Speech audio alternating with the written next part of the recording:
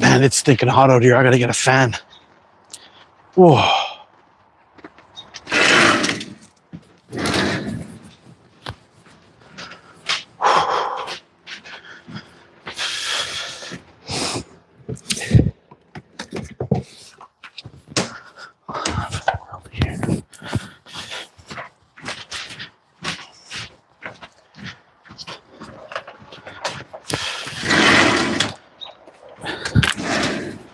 Excuse me, Ben. Sorry, buddy. Sorry, buddy.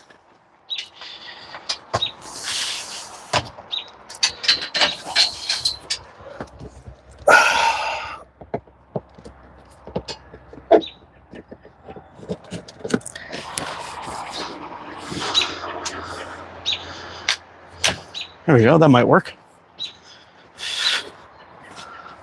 Oh, yeah, way better. Wesley, how you doing, man? Brutally hot out here. Had to go get a fan outside to create some wind. Under here is just, I'm just getting destroyed. Move that a little bit. Turn that just a touch. There we go. That's much better. Hey, how's it doing, Sean? Should not take long. Okay, no problem, man. Pop in and out as you please. How's it going, Hoggy? The pigeons are loose. Lone Wolf, the man, the legend. Oh, how's everybody doing, man?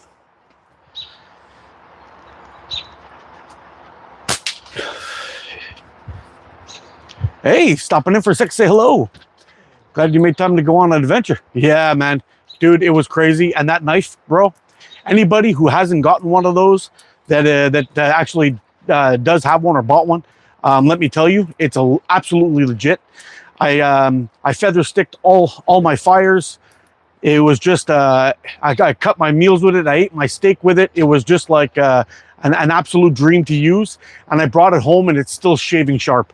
So that's something to be said right there. I'm really blown away actually by it. It's pretty amazing. I really like the fact that it has the Kydex sheath too, considering all the rain and the craziness that went on while we were out there in that in that park. It was absolutely brutal.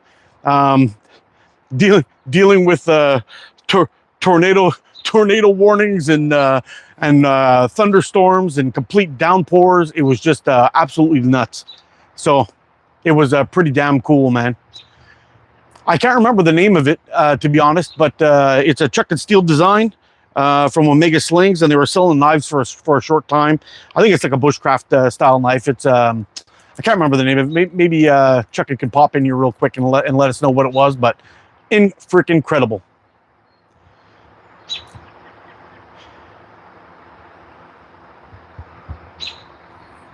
Yeah, it was it's really nice, man. I have two of them. I've got a little neck knife, and I've got that bushcrafter style, which is absolutely freaking amazing. The bushcrafter, yeah. So I had this thing, just to let you guys know. When I got that knife, I won it in a raffle. When I got that knife, I had told the boys over at Omega Slings that I'm going to take it out on a canoe camping trip with me and test her out. I did exactly that. I didn't do a full video review on it or anything like that, but I brought that as my soul cutting tool for the trip. We ended up doing something like 40 kilometers, in and around 40 kilometers of paddling and hiking in that trip that I just got back from, and it was my soul cutting tool, like I said. Very durable, very comfortable. I got no hot spots on it. Did all kinds of cutting. With the torrential rains we had, I had to take all the inner wood and do feather sticks to get it to light. I mean, I used a lighter and everything, but I always bring a ferro rod with me. But man, this thing, it handled its business like fucking amazing. And I like the fact that it's got a Kydex clip on it, so I can I don't always wear a belt with I wear a belt when I'm out there. Sometimes I just wear like sports style shorts. Because they're light and cool and they dry fast, and I like to be able just to clip that onto my belt or clip it onto my backpack or clip it onto somewhere where it's going to be handy. And that's a major thing that I liked about that knife. I was able to clip it on everywhere, and I should have actually brought it out here to show you guys, but fucking amazing little knife. Blown away by it, and it'll be going with me on almost all my trips, except for any ultralight stuff. I will be bringing only a small folder in that case, but for any kind of a canoe style trip, that's my go-to from now on. I absolutely loved it. I cut my steak with it, did all my fire prep with it, cut rope, fucking you name it, I did it. What a great knife! What a great knife! It can circumcise a tick. Yes, sir. Hey, how you doing, man? Yeah, it absolutely can. Really fucking nice. And anyway, after doing all that work with it for the whole week I was out there in the backcountry, I decided to just come home and test it just to see how sharp it was going to be. And I'm still shaving parts of my arm off, which is fucking wild, man. Like, that thing really held its edge nice. And anyway, that's all I could really say about that. The trip, however, was freaking epic. First day was pretty nice. We didn't catch many fish, but we paddled two decent sized lakes, found a really nice site, spent the night, which was nice. And day 2, we woke up with a little bit of rain going on, so we packed up real quick and we wanted to go check out these falls. So we headed out to the falls, and while we were on our way there, we had some, I'm shooting high. We had some thunder and lightning issues. So we paddled onto the spot. We were going to hike our way down, but it was like a 5-kilometer hike down the mountain in the backcountry trail. And we were going to go and check it out, check out the falls from there. But we decided, fuck it, we should probably just hit the road and get going. And it's a good thing we did, because there was thunder and lightning and everything. We had to stop and pull over like 2 or 3 times on the way to pretty much get off, not be the high spot on the fucking lake while thunder and lightning was happening. So we were kind of like, to travel like 2 kilometers, we were like off and on the water the whole time, which was brutal. And then anyway, no Sasquatches, not at all. But yeah, it was just brutal. We ended up getting to the first portage, which was only a 60 meter. We pulled over there and had to wait out some crazy thunder and lightning. We had fork lightning hitting the water and everything, so you definitely didn't want to be paddling in that. So we continued on.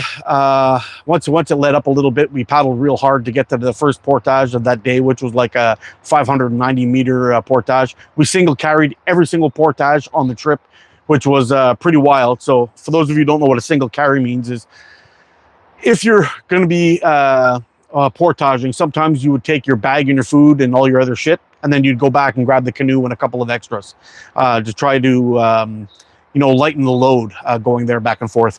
We didn't really want to do that. We said, fuck it, we'll just take everything we have, and if we get tired along the way, we'll just put everything down, take a break, pick everything up, and go. So that's pretty much what we did the whole trip. So day 2, we had a 60 meter, we had a 590 meter, we had a 300 meter, and then a 640 meter. The 300 meter was pretty nice, but the 590 and the 640 were up and down hills. And like when I'm saying like you're on a portage, I'm not talking about a nice little stroll in this nice flat backyard here. You're going up some pretty heavy fucking steep inclines, full of rocks and stumps and roots and logs and you name it. It's like as wild as it gets. You know, they're almost probably pretty similar to game trails that you're walking in, and these areas are as wild as you can imagine, with all kinds of wildlife that you can imagine too. We got bear, moose, deer, bobcat, fucking cougars, everything's there.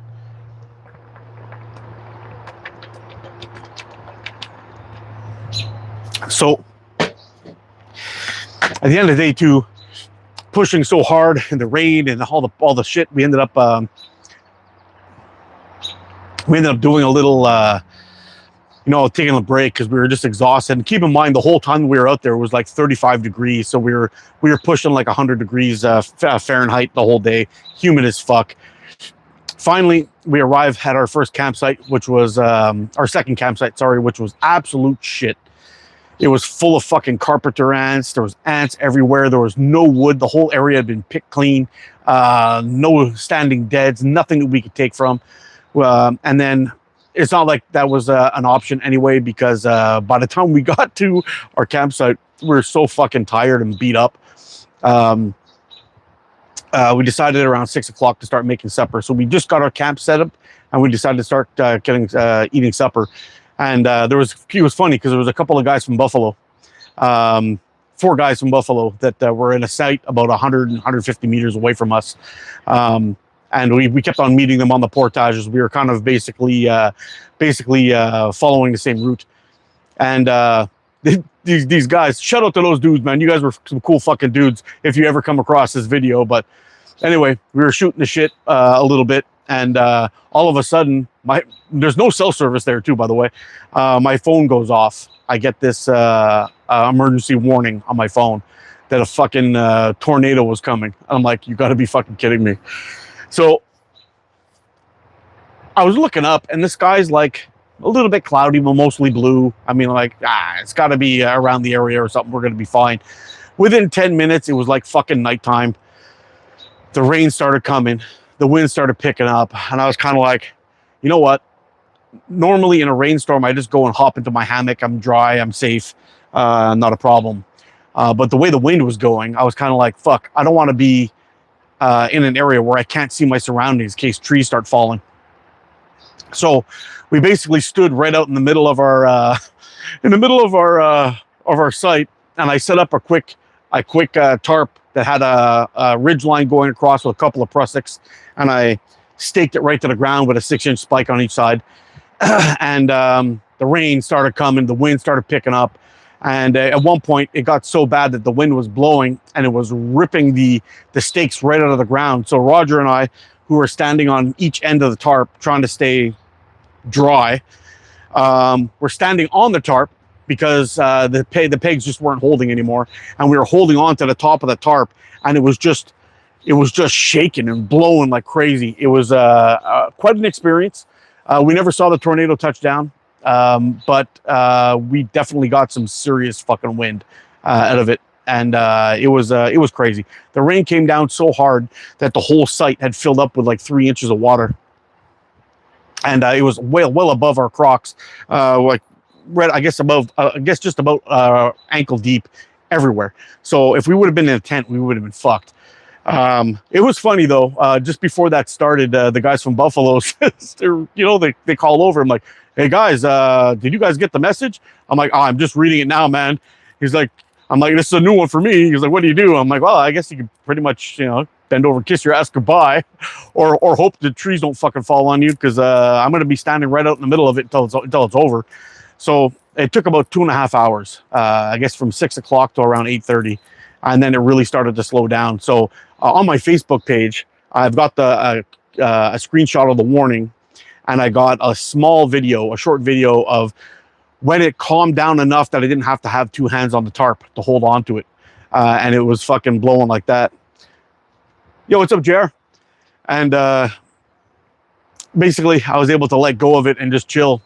And it got pretty wild, man. And then at 8:30, we got another warning for another fucking tornado. So I was kind of like, what the fuck, man? Like, I'm not gonna be able to get to sleep tonight. This is gonna be a total shit show. So in between that time where it kind of calmed down, we ran out in the rain and threw our bag up, our bear bag, got it up in the air, and we were supposed to be okay. What's up, track? Should have been okay. We came back. The wind had kind of died down. So I think the first tornado that came through was pretty close to us, or the storm that could have created a tornado was pretty close to us. The second one was quite far. So the storm air in our area was kind of chill. So, but at that point I just said, fuck it. And I went to bed. Next morning we got up and, we had a 740 meter portage and a 420 meter portage, or 450 or something like that. We killed those two off really early in the morning, and then we got into the Barron Canyon. So we paddled through a big canyon, did a little bit of fishing and all that stuff. So it was pretty nice. What am I shooting? Okay, I'll shut up about the trip, I guess. I am shooting this last little build I have. It's like a little double core Avro. Yep. I'm gonna shoot this guy for today, and I got a couple of pickle forks I want to sling a little bit today because I kind of missed them. I brought them with me on the trip. I was thinking about setting up the Steers Wild Slings catch bag, but I was just fucking too tired and burnt out to do that after every day. So I kind of gave it a rest. But that trip was something awesome, man. And I did a quick little video for Chuck and Steel, let him know about the knife. And it was kind of cool. While we were at that campsite on the third night, there was a really cool little snake that had appeared to have been attacked by some kind of animal. He had like a real kinky little neck on him, and had a kink in his neck. And he was super friendly, man. He just kept on like slithering by and hanging out with us and leaning up against our shoes pretty much. And it was a lot of fun. We had a real blast, man. It was I'm already planning my trip again for next year. I'm gonna start looking for different places and different routes that I haven't been on. I'm thinking about bringing my son, and we're gonna be going again with Roger, who was the guy that I make the hot sauce with. It was his first trip ever in that kind of backcountry camping trip, and he did fucking amazing. There's a few things that you have to learn with time in those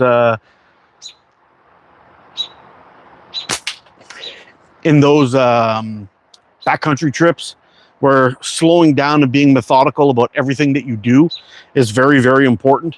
So you don't lose gear, or lose your paddles, or trip over things. Like, you gotta take your time. It's probably the most important thing. Take your time and be aware of everything that you're doing so you don't get hurt. Because if you do get hurt, there is no quick out. It could be a day or two. Whew, just caught that one. But yeah, man, a lot of fun.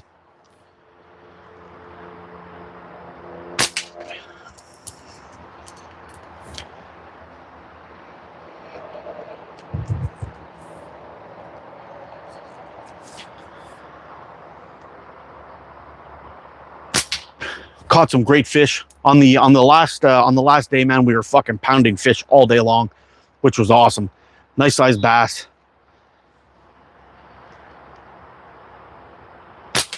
I think if I was going to do that route again, though, I think I would add in an extra day even to split up some of the some of the work during the day, so you could spend more time fishing. Oh, there's a miss. Fuck, that was a good run. Now, I'll see if I can get this guy out in the light for you so you guys can get a good look at it. I'm pretty happy with it for the most part. I was a little disappointed because one of the I'll show you an issue with this thing here. I'll swing you. So she came out looking pretty good, I think, right? Everything's looking pretty even on this side, but look at this.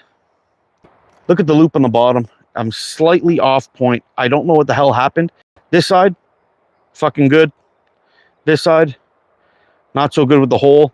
I had a little bit of problems cutting through the multiple layers of the multiple layers of aluminum, and I think my drill bit shifted a little bit. Because it started off fucking dead straight. Anyway, but for the most part, it's pretty good. I think I don't know if it's good enough to sell or for a raffle or whatever, but it's kind of a nice looking frame. I like the dual core on it. The dual core looks great. But I think maybe I'll keep it. I don't know. We'll see. We'll see what we do with it. I'll raffle it off at some point. Maybe I won't. I don't know. I don't know if people will be interested in that. That's off a little bit, but shoots just fine though. What the fuck's going on here? Oh yeah, here I gotta flip you guys around, right?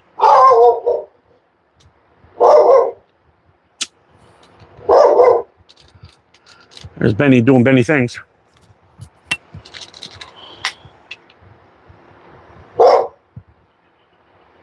Well, there we go.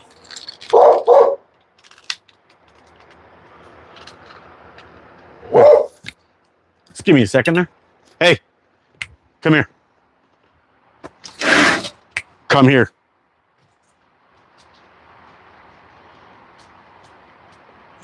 Come here. You be quiet. Whew.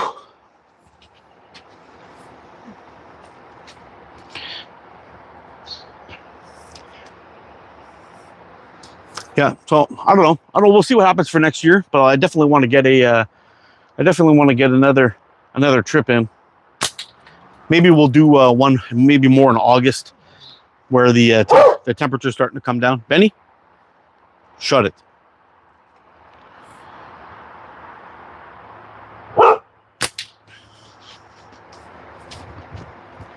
Like Jordan, you guys overanalyze every little detail.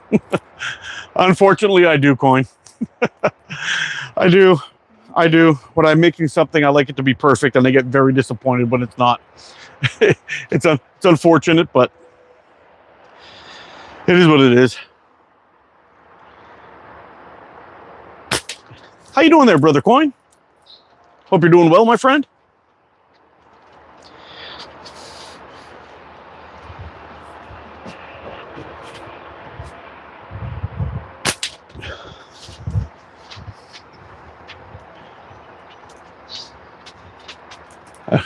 Maybe it would. I don't know.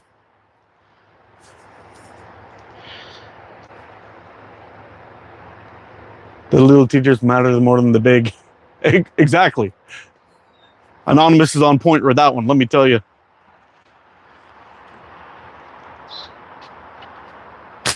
Ah, that sucks.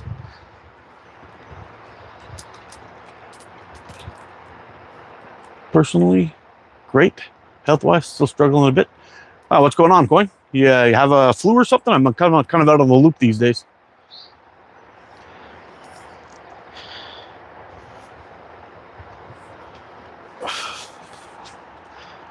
Since I got back, I've had very little time to do anything, really. Been trying to catch up on all my stuff, get laundry done, and work around the house, and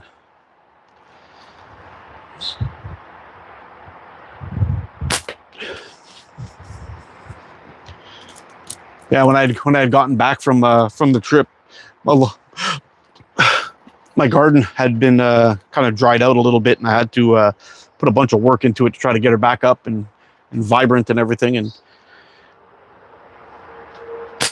I was successful, but yeah, certain plants are doing great, certain plants are not, but that's okay. It's all part of it, I guess.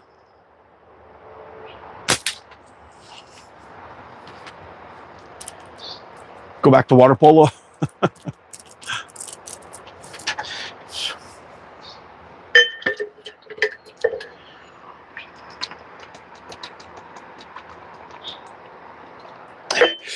Sinus, ear, and lung. Oh, that's the worst. There was a long time where every time I would catch a cold, regardless how severe or how mild it was, I would get a fucking sinus infection in front of it. It was like over and over and over again. And like there was like three times in 1 year that I had to go on antibiotics. And I'm sure that it was actually the same sinus infection. I had like a low grade fever, and I'm sure that it was I'm sure that the thing just never actually completely went away.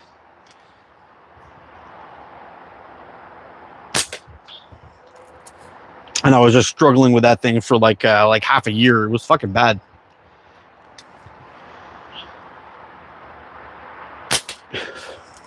And to get around that, every time I'd get sick or whatever it is, and I would take like a cold, some kind of cold and sinus medication, turned into a fucking infection every time. So I completely stopped doing that. And I started taking some really hot, steamy showers, and getting a humidifier for my bedroom in wintertime. That made a big difference. Since ECST, living on antibiotics more often for the last 6 months. Yeah, fuck yeah. I went through the same thing, man. It was fucking nuts. It took a while to get all that done, but ever since then, I've been pounding the vitamin D3, K2, and magnesium every single day. And knock on wood, I've been very, very healthy since COVID.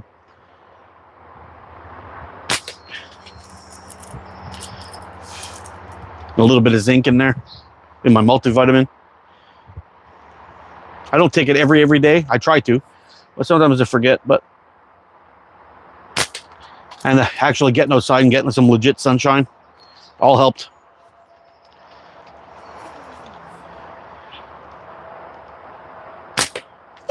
Another miss. Struggling a little bit today.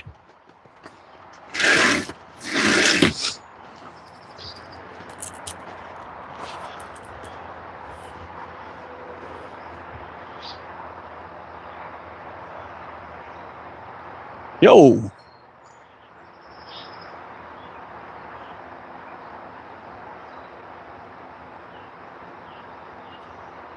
Oh, Lee's infection was 4 weeks.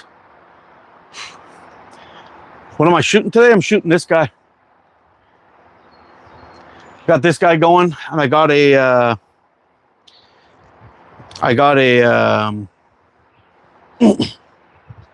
oh, let me know if you get a package named Yoann on it. Okay.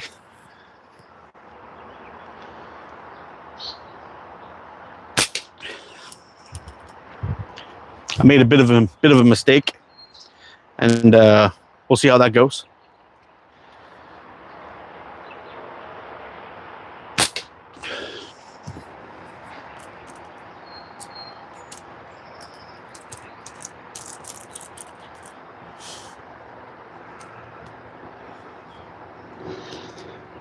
That's what happens when you write the wrong address on a package. At least the one that I was sending to was my cousin, so it was okay.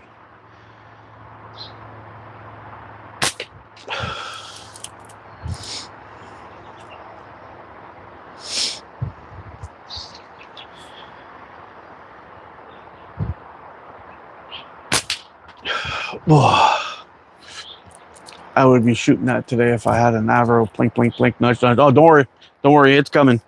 It's coming. I'm just really happy that the person that I sent yours to actually knew me and sent it back. Otherwise, there would be big fucking problems. Yeah, I would be building you a new frame.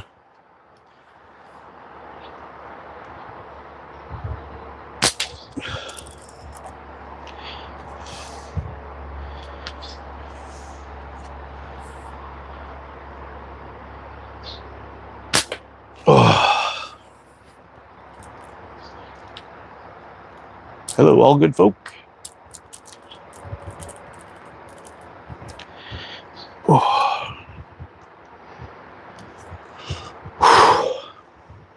Absolutely freaking brutal out here today, man. Next 4 days is going to be stupid hot. I think next Tuesday is supposed to be like 34 degrees, not including the humidity or the feels like, which is going to be really savage. We'll see how that's going to be, but fuck, man. So glad I'm not in the shop anymore. At least not all day.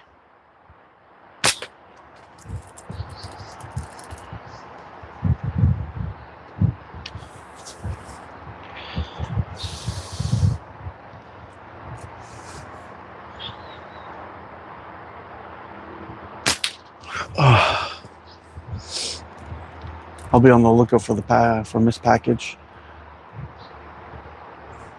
The wrong package have a tracking to see if it's on. No, I just sent it regular mail.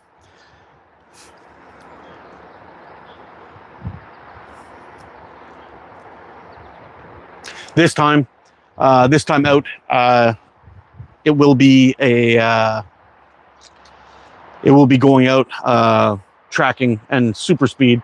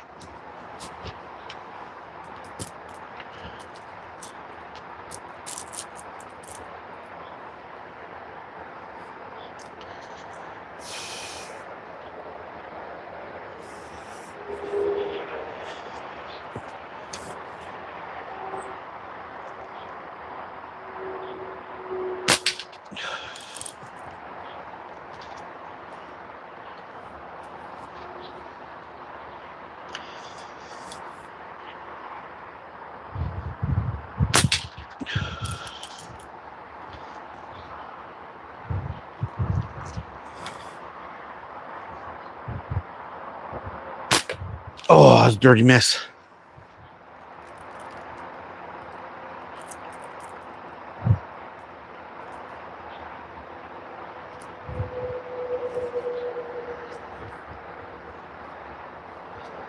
Yeah, it was just some books.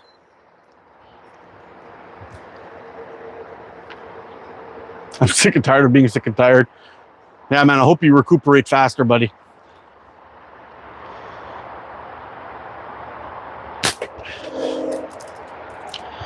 I think what I might have done is actually done the wrong address on both packages, or one was right and one was wrong.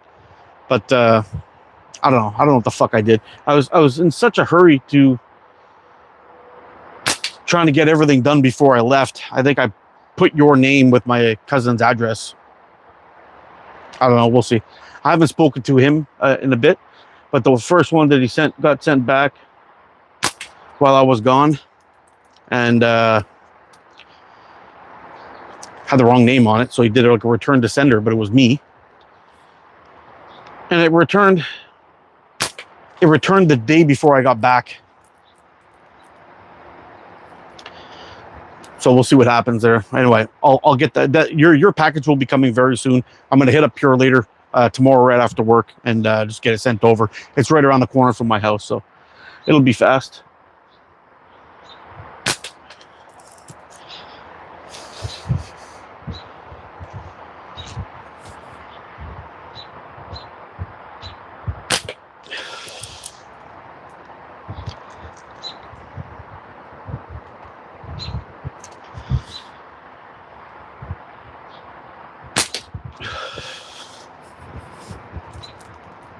Yo, what's up, Chad?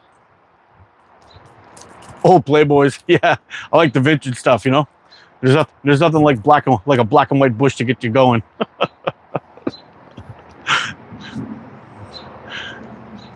Coin won't be going to HHST. We got a date in Spain.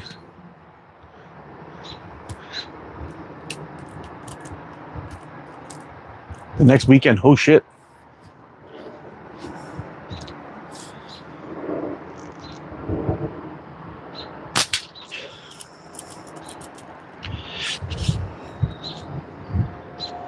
Do you guys know anything about the World Cup? Like how many people are going? How many competitors there's going to be, and all that?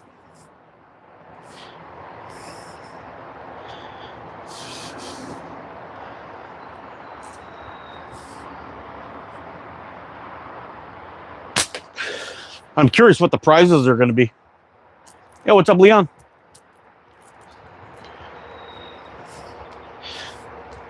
You guys know what the prizes are going to be for first, second, third place type thing?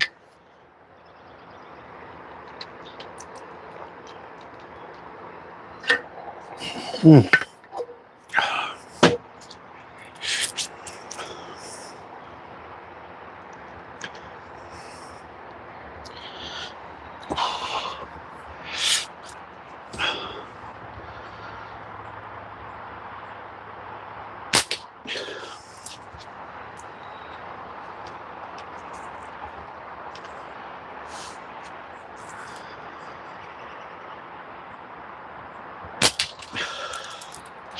Feels good to be shooting, man. It's been, I think 3 weeks since I shot last. Feeling a little rusty a little bit, but still not doing too bad. Considering this frame is a little thinner than I like, but it's still shooting pretty well.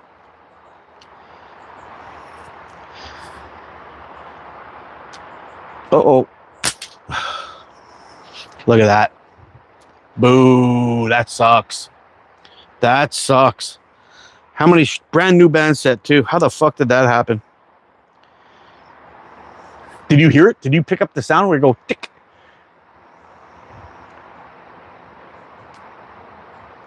To a certain dominance, I don't care about process. That's what I like to hear. Damien, how you doing, man? Long time no see.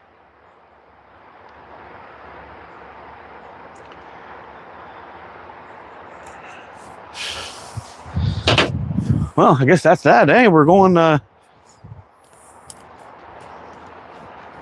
hey, what the fuck? Hold on.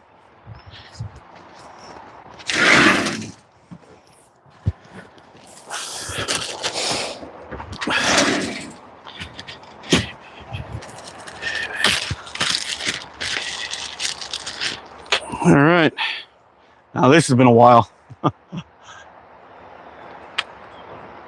Hey, yo, Josh, how you doing, man?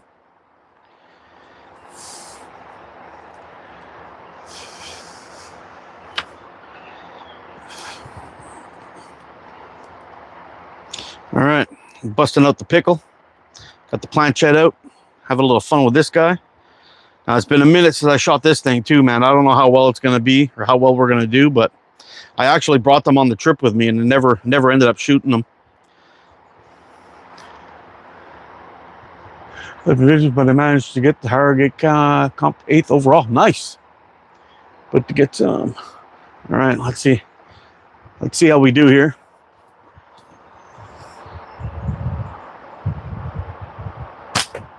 Oof. Oh boy. We might.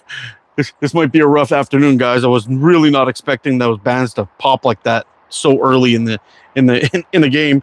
Usually I get. Usually we get a couple of.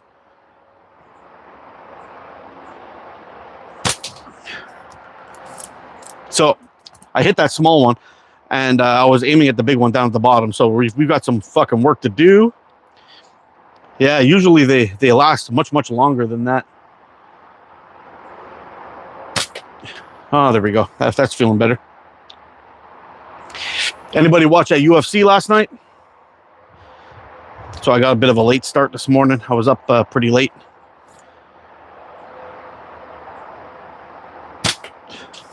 I was really hoping that Max and Connor fight was going to be good, but what a disappointment. What a disappointment for everybody involved. At least they're still getting paid. I guess that's all that counts. But all those people that bet on it and all that stuff is just a shitty ending. Oh, that's it for you, bud. Take it easy.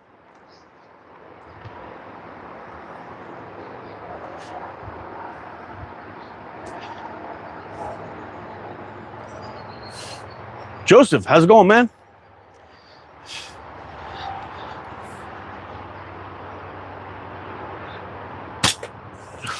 Wow, it's like I completely forgot how to shoot pickle fork. This is rough.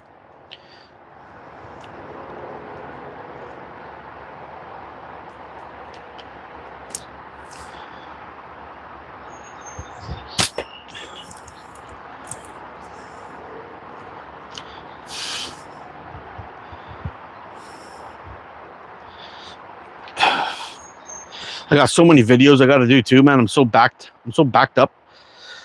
Hopefully I can get some stuff done pretty soon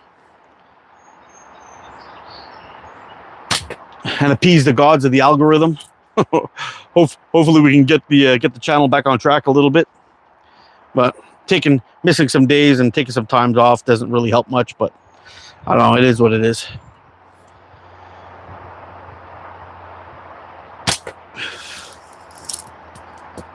Might have to switch to the other one, see how that goes.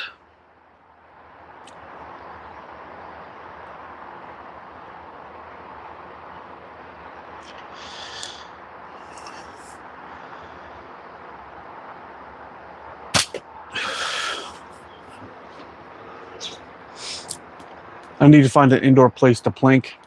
Trying long draw with 0.4 bands is just sneezing. Will vibrate the bands like crazy. Yeah, it's kind of tough, man.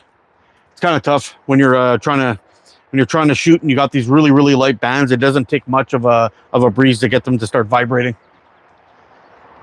and the aim gets all crazy. And I don't know. Right now, there's something wrong with my form. I just got to figure that out, I guess.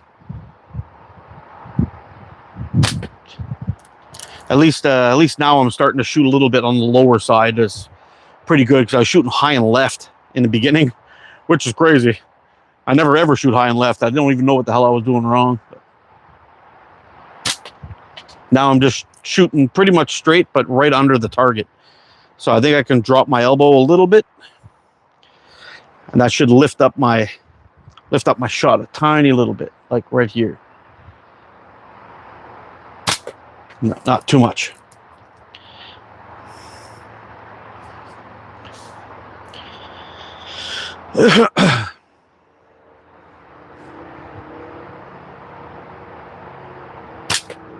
Once I figure out where I gotta anchor, so it should be pretty good. That one was a little bit high, so maybe a little bit more up. Fuck.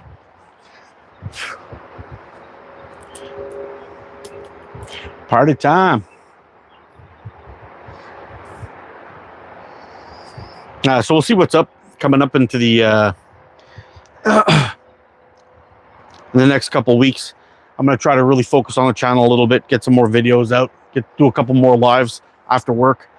I definitely got to get a couple of band reviews done. I've got a bunch of those to do. Just so little time. But we'll see how it all turns out. It's so fucking hot. Man, it's hot. Fuck. Can't hit a damn thing. This is rough.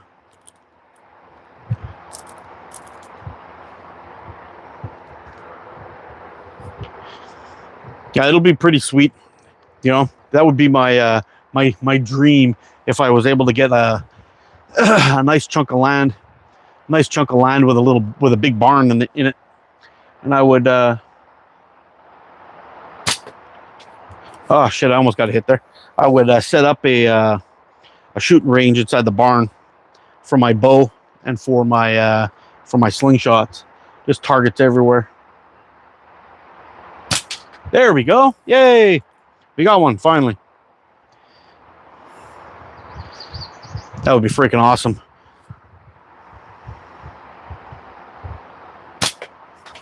I definitely would love that. Being able to get in shape for hunting season. Get my bow tuned in real nice. Have a spot to shoot my slingshots. With all my gear and everything right where I need it. All my ammo, all my slingshots, everything just safely stacked away in a cabinet somewhere so I can just go out and grab it.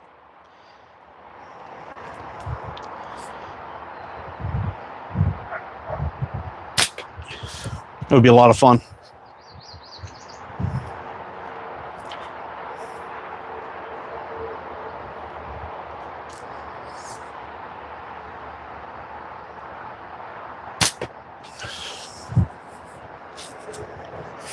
Make your own woods course too. Oh, fuck yeah. Tell me about it. Review chopping block. I've got a few things that I got to bring over from Prime Fork. I had a just before the trip too. It was another fucking thing. I got fucking scammed by some fucking thing on fucking Instagram or Facebook or whatever the fuck you call it. It was one of those things. We were looking for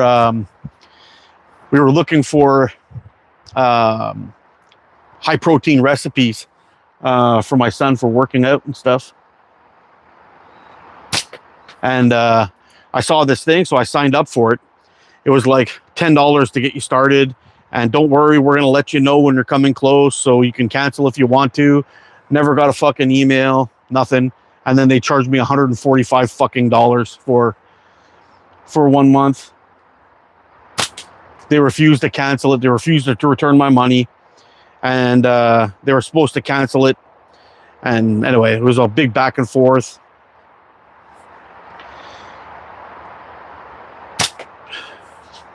Just nonstop fucking problems. That would be the ultimate hunt. Never get bored. Oh, man. Yeah, that would be fucking cool, man. So I got some stuff coming from Prime Fork that I have to pay for, but I couldn't do it with losing that $145 fucking dollars. That was just nope. I can't spend more money. Gotta wait. So I came back from the trip, and then there was a few unexpected things that popped up, and then anyway, we'll see. Hopefully now that I'm back, everything is smoothing itself out. We'll see how it goes. But I got that coming up. I've got some. I got to do a bunch of reviews for the Ghost White bands, which I've been fucking lagging on. It's just fucking lack of time and fucking problems. But anyway, we'll see if I can get that done. At least get one of them done soon, and then I've got that. I've got the other half of the shooting a pickle fork video, which I should probably wait until I get more practice under my belt, because I'm stinking it up today. So we'll see how that goes. But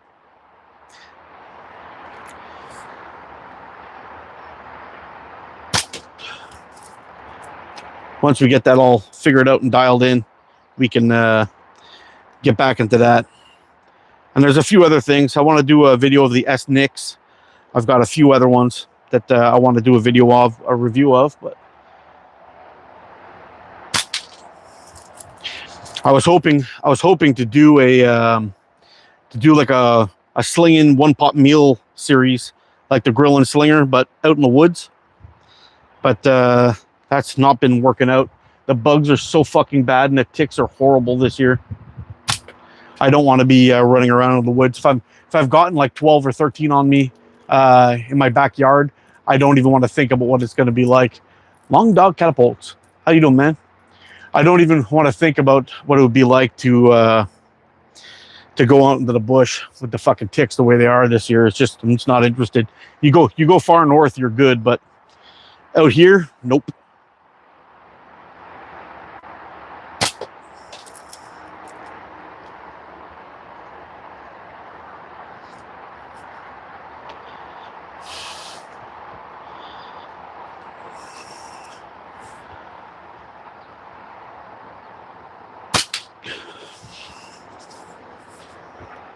Good morning. Nice to say, hey, Dean, how you doing, man?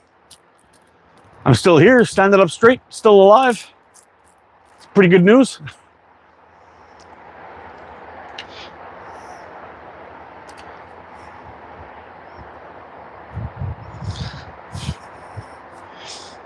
Yeah, I think if I ever got a big chunk of land like that and I was able to have like a woods course and that kind of thing, I don't think I would hold a tournament, but I would definitely hold a gathering where guys just go out and we set up like a range for everyone to get together and shoot. Have a small style tournament and drink some beers and have some fun and camp. Have a big bonfire somewhere. Have some fun. That would be fucking awesome.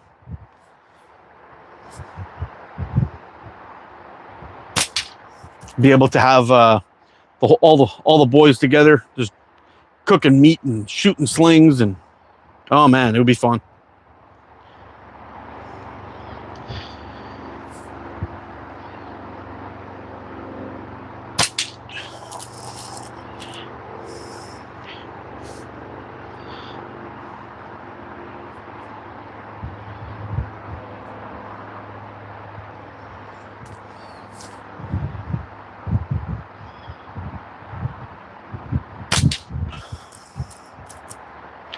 Nice little run with a pickle fork. I'll take that, eh?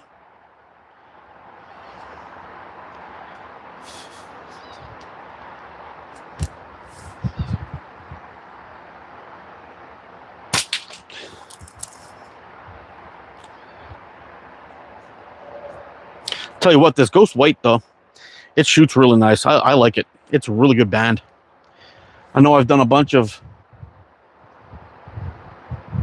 there's a miss. I've done a bunch of shooting with it. That's what the comps are about. Cold ones with the boys. Yeah, man, that's what I like to hear.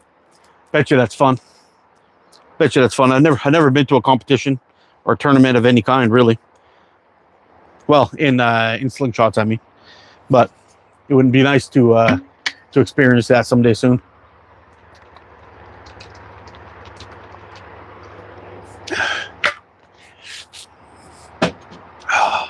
All good. The ticks are a nightmare at the big shoot in Yorkshire. Pulled four of them off me. That sucks, man. That fucking sucks. It's crazy, man. Like this year I've pulled. I think I'm up to 13, and my dog's up to about 20, just out of my own backyard. Like it's fucking crazy. A lot of things are going to change at the end of this season for the backyard. Because you see, I have that big vine growing across the back of my yard. Well, that big vine pulls ticks out of the grasses in behind my my fence there, and the city doesn't cut them, so they don't want us back there to cut the grass, and they don't want to cut the grass. But I've got ticks all over my fucking yard now, so. I think what I'm going to do next year is or at the end of this season, I'm going to go and I'm going to cut all that shit down. I'm going to pull it all off of my fence. I'm going to burn it or just throw it over the fucking fence. I don't give a shit. Let them deal with it. But I'm going to get rid of it all. And on top of the fence, I've got these white tarps. I'll show you here.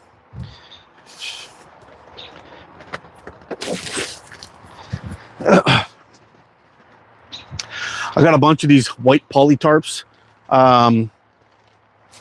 or I might just get some brown 5x7s because that fence in the backyard is 5 feet tall, and I think I'm just gonna zippy tie it from end to end, blocking anything coming in from the other side, because that's part of the problem. Is the grasses poke through the fence, and my dog walks by them, and he gets them all over his fur and his body, and they just grab right onto him.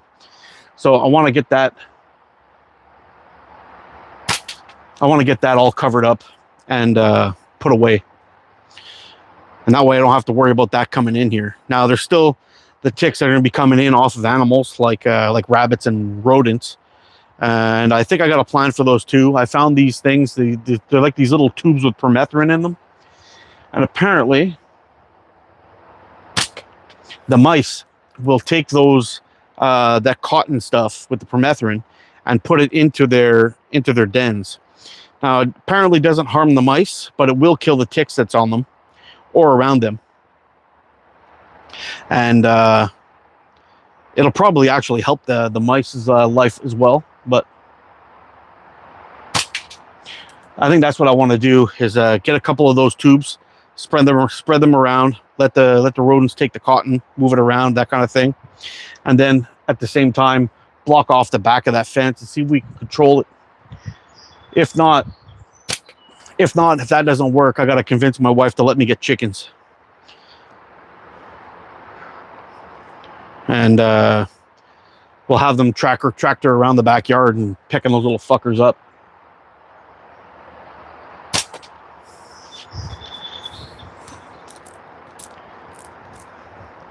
But it's a little bit frustrating, you know. You're getting you can't even enjoy your own backyard anymore without getting some fucking disease infected bastard fucking biting you. And in my area, it's a hot spot now for ticks, so it's getting to be a bit of a problem.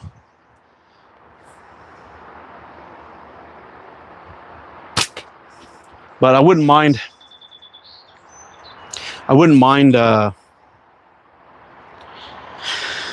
if they allowed us to get some permethrin and treat our clothes with it at the bare minimum. If we could treat our clothes with it, it would be far less of a fucking problem. But they don't allow it in my province or in my country even, maybe.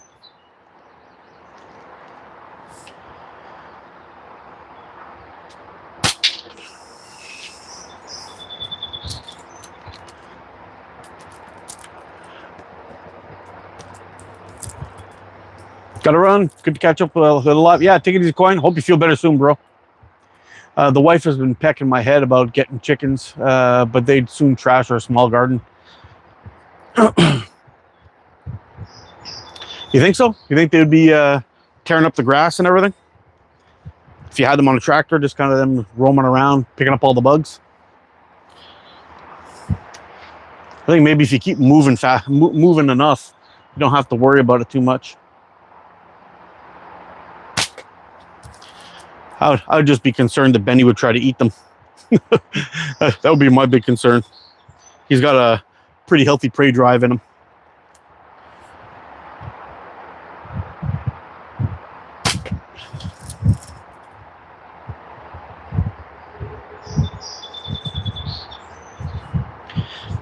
My brother-in-law had them at his place. They would roam around everywhere and eat the bugs and everything, but they didn't do much damage to their grass at all. The dogs really tore it up, but the chickens didn't do much to it. He had a little chicken tractor. He let them loose in his backyard. He had a little chicken tractor that he would move around on the front yard, and the birds, the chickens would just roam around and eat up everything, but didn't really have much of a problem at all with them destroying anything. I would keep them out of my vegetable garden, obviously.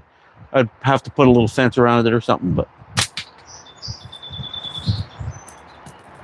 I don't know if it would be that terrible for them to hop in there and eat some of those squash bugs or those little potato bugs or cucumber bugs, beetles.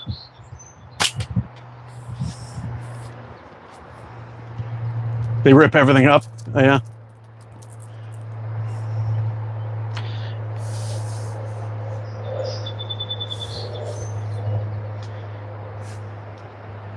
Bootleg Mike, how you doing, buddy? I'm curious though. What do you think about those chickens? What do you do with them at the end? Like for us, at the end of the winter, it gets quite cold, right? So my brother-in-law used to send them back to the farm and go pick up another 6 every single year because we're allowed to keep 6 in our area. But I mean, couldn't you just eat them? Just throwing that out there. Couldn't you just like, put them in the freezer and eat them?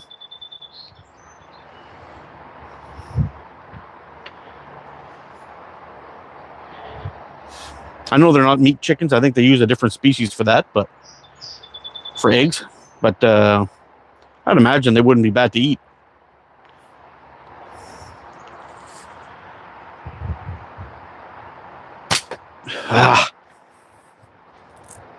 Stop it. You're making me reconsider getting chickens.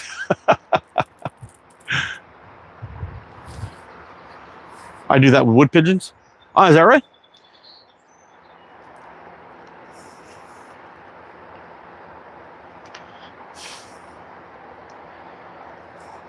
I hear they're pretty tasty, the wood pigeons. Out here, we don't... I mean, I don't think I've ever seen one. I don't know if we have them here. We got those nasty city pigeons that just like roam around shitting on everything. I don't know if we have wood pigeons here in Canada.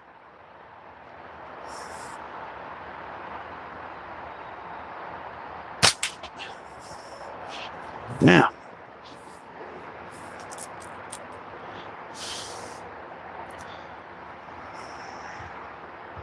They are tasty. They're very common in the UK. Yeah, I've seen a bunch of people hunt them in UK. Actually, I think Wayne Martin. I think I seen one of his videos where they were hunting wood pigeon. I might be wrong. Maybe it wasn't him, but I thought it was him.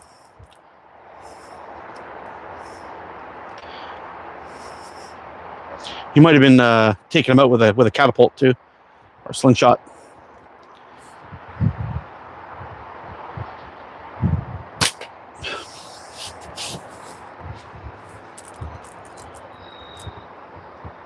I wouldn't eat a chicken that grew on a tick diet. Yeah, I think he did do a catch and cook. I think that's where I saw it from.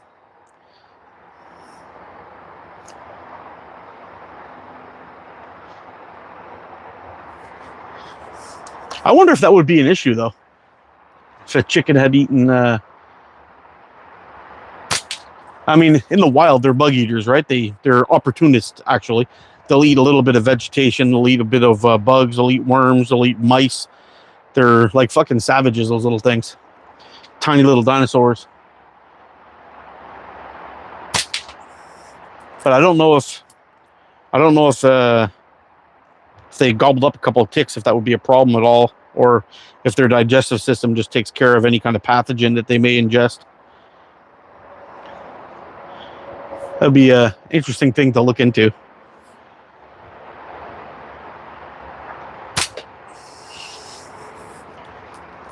Free range to eat anything. Yeah, 100%.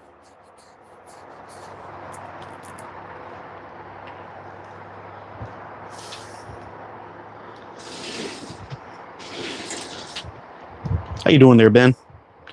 How you doing there, Ben?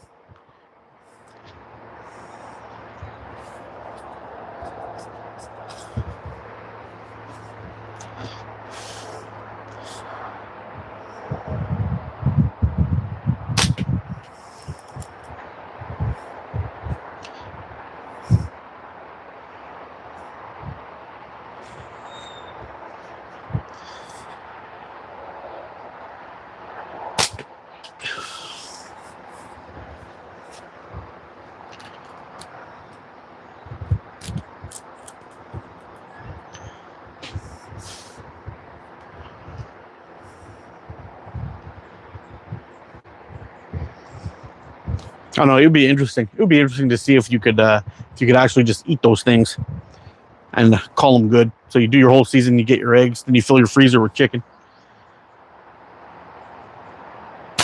Still be a little smaller, but not really the end of the world. But I bet you they'd be tasty.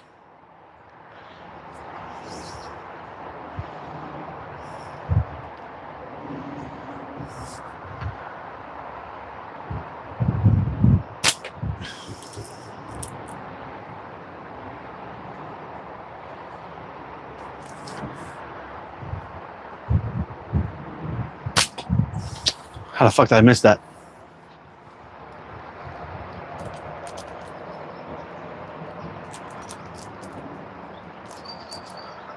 Why are you gay in an African accident?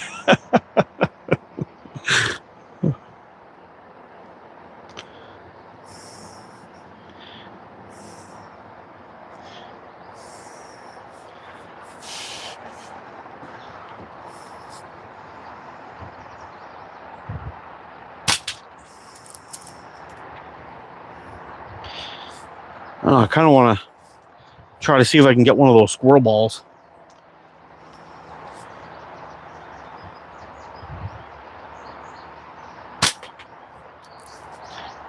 That catch box is so full of ammo.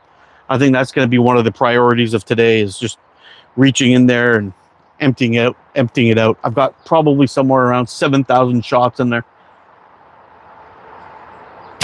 There, fucking got it. That was sweet. Haha. I'll take that. Yeah, I got you, Damien. No worries. I figured that's what you were talking about.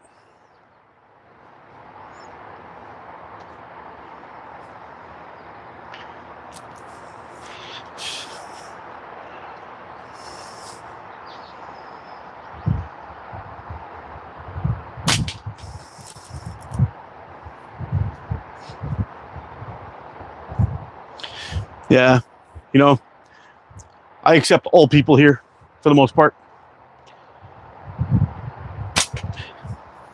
But people who just show up just with statements like that are just here just to cause shit.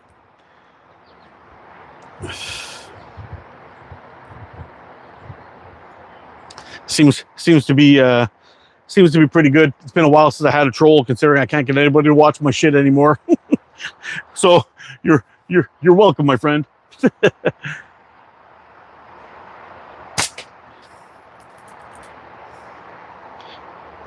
A strong troll game is this a good sign of a success when it comes to YouTube.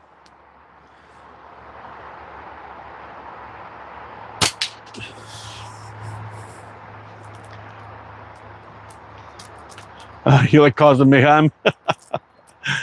Yeah, it's always fun. A little bit of mayhem in your life makes things a little more exciting, that's for sure.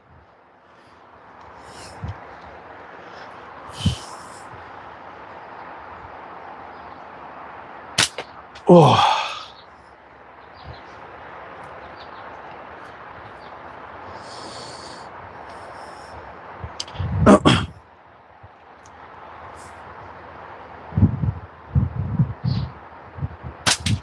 Oh, there we go.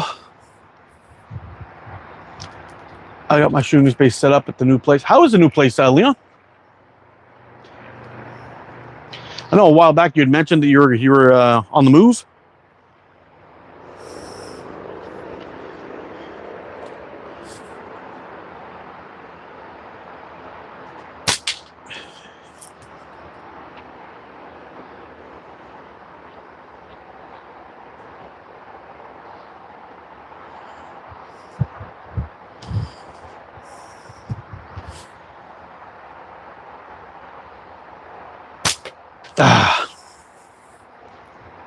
Now I gotta talk Canadian to send me a frame.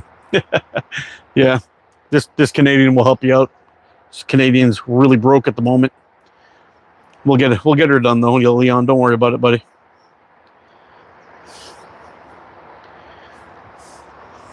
I am going to give it one more final cleanup before I send it off to you, though.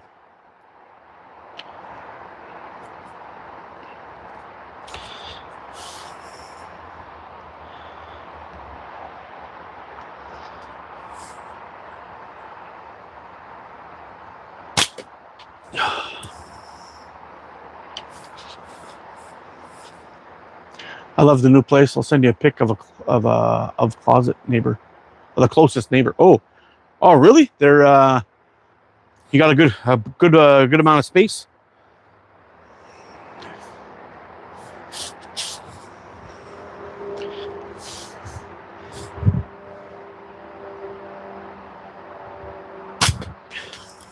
Yeah, I got really lucky when I moved to this spot. Both my neighbors on either side of me are fucking fantastic. I love them both. They're great people. But the guy that's over on this side, he's moving out. He's got his house up for sale. I'm a little concerned of how that's going to turn out. I mean, I can't really pick my neighbors. I got lucky with the ones that I had here, and I had a good 17 years beside both of them. So I'm hoping the new people that are coming in will be cool. We'll see.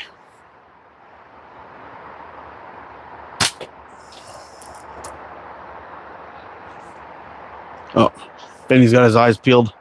He's got his eyes peeled on a little robin hopping through the yard. Well, he's not shaking yet. That's good news.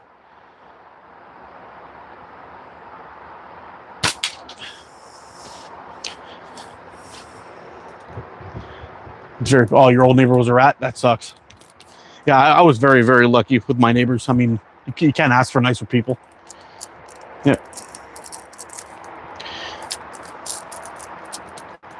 Watch every little thing. Yeah, that sucks. That sucks. I mean, I had a buddy of mine too had big problems with one of his neighbors. There was just constantly fucking fights and arguments and all kinds of stupid shit. And the guy was constantly calling the city on them, and it was just nonstop problems.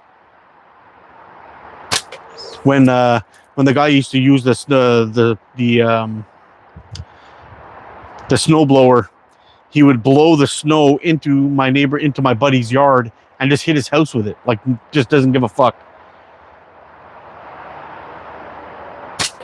And after having a bit of a complaints with everything, like my buddy was having his air conditioner installed, and he was putting the little compressor thing along the side of the house. The guy went over to his neighbors, to his house, and told the builders to put it on the other side. And my buddy's like, fucking, what the fuck you mean? No, I told you to put it on this side. And the guy said, no, well, some guy came over and told us that it's supposed to be on the other side. And it was all kinds of fucking problems like this. And he'd throw snow at the guy's house and all kinds of stuff. And finally the guy moved away. And the guy says to him, oh, you're lucky I didn't sell my house to some Indian people or something. He was like a real racist, angry fucking piece of shit. But anyway, he's gone now, and they've got decent neighbors, so that's kind of nice. But it's the last thing you need is having somebody meddling in your business all the fucking time.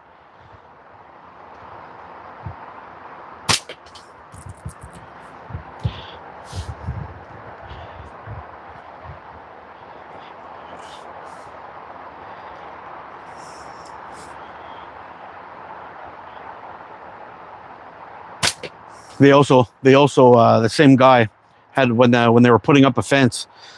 So usually what happens here is people will go up to you and say, hey, you want to put up a fence? Do you want to go 50-50? And you split the cost, and it makes it cheaper for everybody and whatever. And you put it right on the property line. And if they don't do that, then they got to put the fence solely on their line and call it good and pay for it. But this guy said he was going to go 50-50. Everything was supposed to be in the works. So they had two fences going like this, and one along the front. And everybody said yes. Everybody was in. When the guy showed up to start putting in the fence, the guy decided to say, no, I can't afford it now. I'm not doing it. Blah blah blah. On the day of, all the contractors were there. So my buddy said, okay, fine. I said, I want you to move the fence back 4 inches, and put the fence solely on my property, and it's going to be mine. So my buddy gets the fence put up completely on his thing, pays for the whole thing himself. A couple days later, he comes outside, and the guy's got a bunch of flower pots hanging on his fence, like it's half his fence. So my buddy just went over and boop, tossed him right back over, right onto the ground. He's like, fuck you, buddy. You don't get to hang anything or even touch my fence. But that was the kind of crap you had to deal with, which is shit.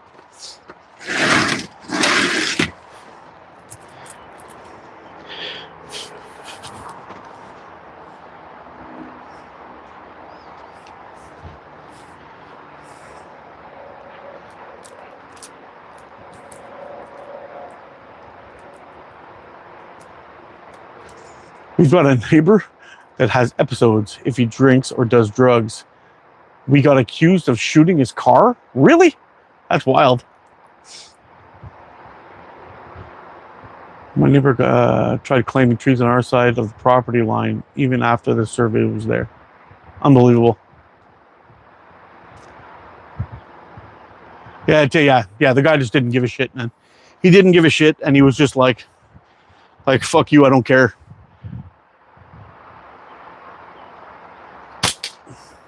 He just decided he could do whatever he wanted, figured he could bully everybody into it. He would come out yelling and screaming too all the time, which is not cool.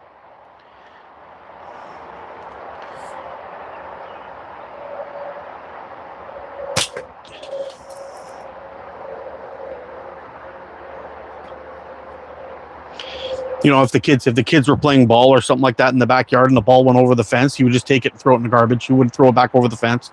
He's just a fucking all-around asshole. There's a lot of people like that, unfortunately.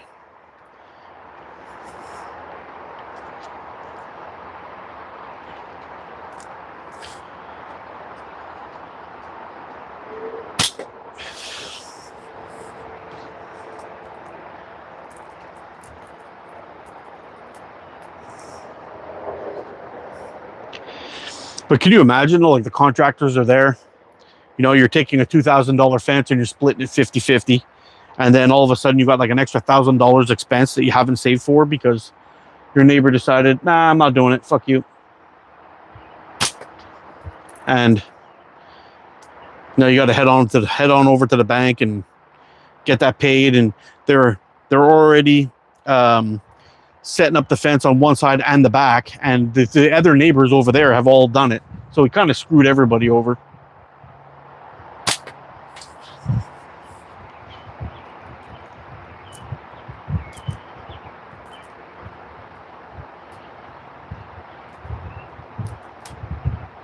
I took a look and you see it had been backed into something.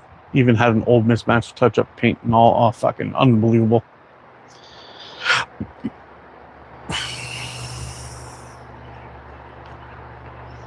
I know. Just last week, my wife had got a new car about 3 weeks ago, or a new used car, but it was still a very in a new condition.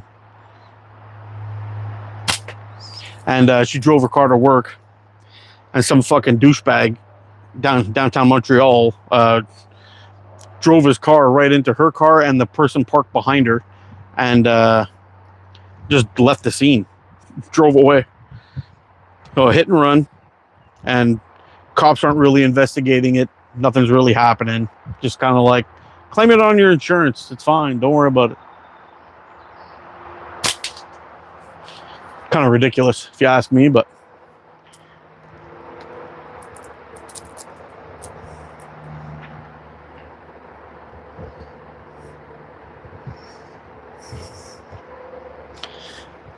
yeah, that's why part of the reason, Damien, while I'm out here shooting, I actually prefer to shoot from the deck so the people from the street can't see. Because I've had a couple of times where I'm outside shooting in the backyard, like down there, and I got a neighbor that lives a couple streets down, or a couple of houses down, and they just like walk over and they fucking stare at me, like right at the edge of my property, like this, just staring at me while I'm shooting. And all it takes is one person being like, "Oh, that's not allowed," and call the cops or call city or whatever it is, and fucking ruin everything for me. And if that was the case, and I lost my ability to shoot slingshots on my property, I would lose my fucking mind. the repercussions would be terrible.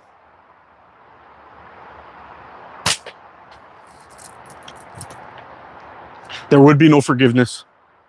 There would be no letting it go. It would be fucking awful.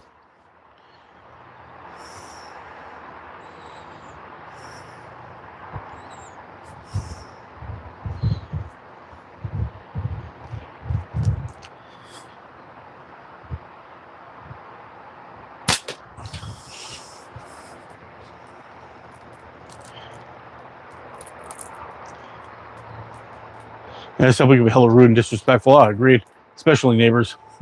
Yeah. Oh yeah, that's the kind of deal I'm talking about, Leon. Like full fucking psychopath. Yeah, there would be no quarter, I guess you could say.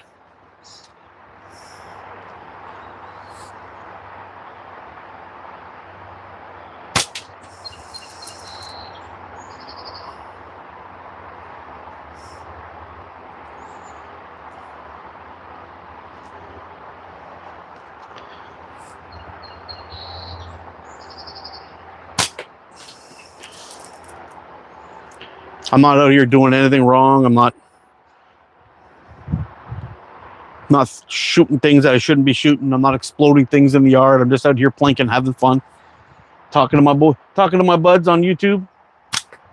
And if I lost that, there would be major problems.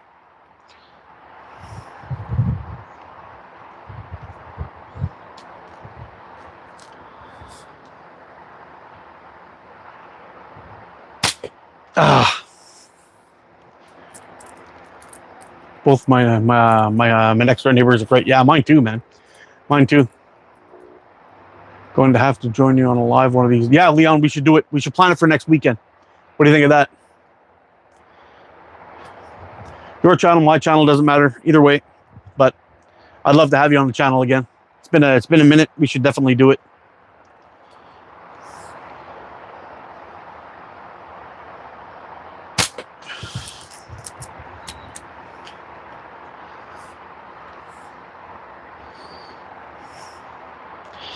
I was thinking about it too, that trip that I went on. I've got all that footage I gotta put together into a video. I gotta find out how to get it off of my GoPro, my GoPro style camera, and put it onto my phone so I can edit it all and get that video up. I'll try not to make it as long as the last one, though. The last one was like 45 minutes, so we'll see if we can avoid that and just make it a little short, shorter kind of video, and just have the so you guys can see the sights of what the northern Canadian wilderness kind of looks like. I know some of you have seen some of the pictures on that I've posted on Facebook, but there's a whole lot of video of paddling through the canyon and everything. I didn't take many pictures in there, unfortunately, but I would like to show you guys.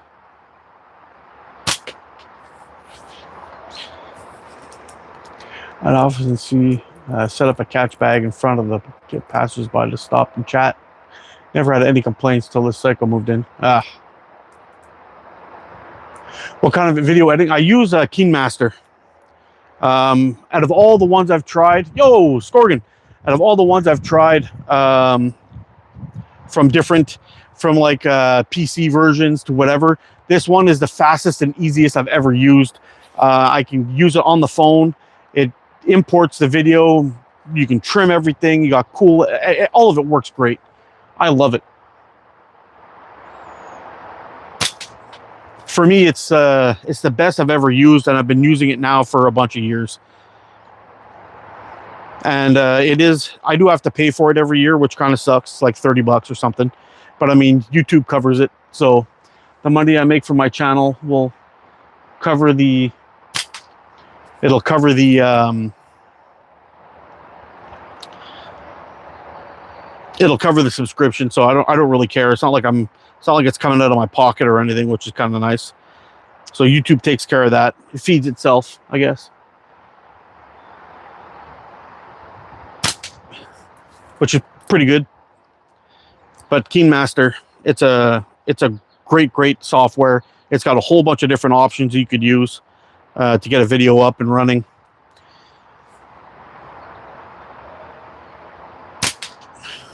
A nice little run there. There was that 3 or 4 in a row.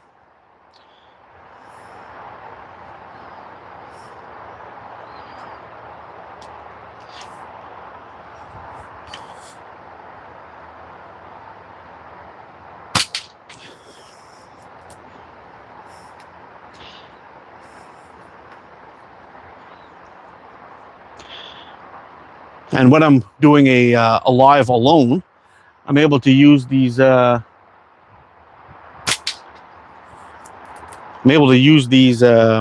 Microphones, and the sound off these microphones are fantastic. When you could really noticeably hear the difference in quality from. Wow, still going.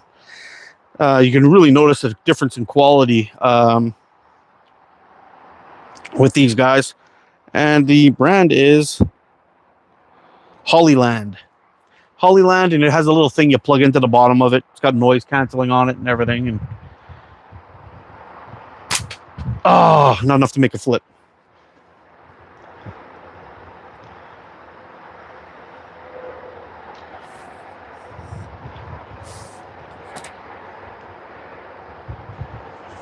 He always seems to kick off if he thinks I'm not home. He knows I'd eat him alive and still have room for dessert. That's nice. Mean Bean Nadine. How you doing, Nadine? Long time no see. Mean Bean. I love it.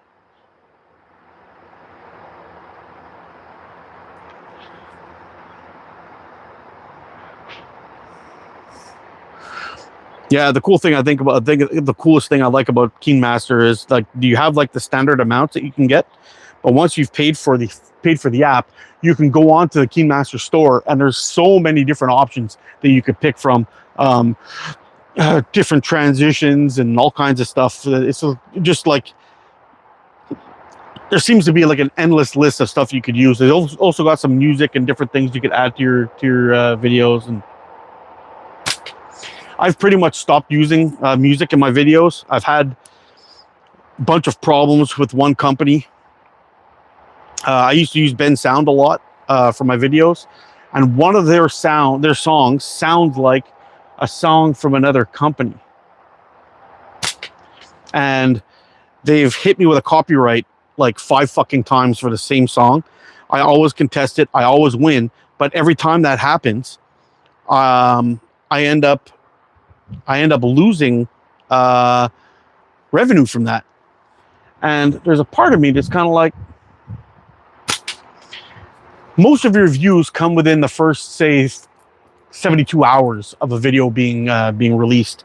And if somebody copyrights you, all those views end up going up, and then you have a fucking problem. Now, I used to make the video, I'd keep it as unlisted in the beginning, so it'd do all its copyright checks, everything would be okay. Then I would do it, then the fucker would nail me again. And I was like, okay, man, I've had enough of this shit, because the songs that I'm using, I have access to it. I followed all the rules by giving credit to the guy who made the song and all that stuff. But yet still, they just do like a random search with some kind of program. And whenever it pops up, I get a copyright strike. And I can test it, then I win. But that's still lost revenue. It's gone. So I've just given up on music as a whole. I don't touch it anymore.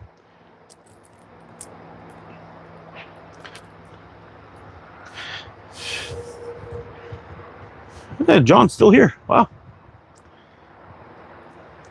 Sydney Stanley Catapults. How you doing, bud? Welcome to the chat. Shooting a little pickle here today.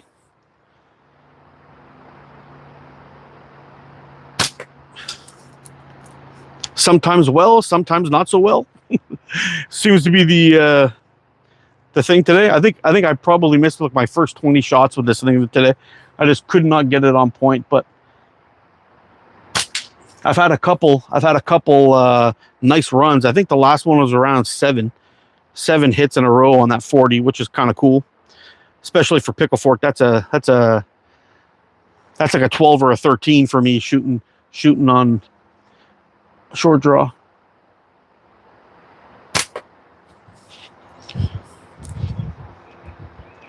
Just up to Scorgan. He's the man. Scorgan is the man, and a hell of a builder.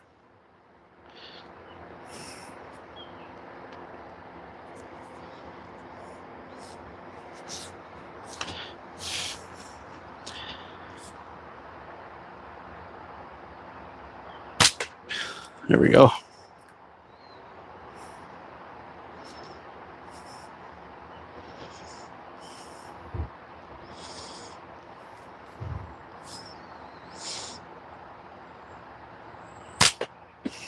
Can't believe I missed that.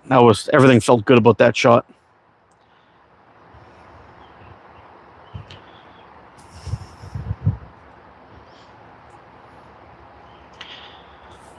It's crazy, you know, when it gets this hot and my AC's down, so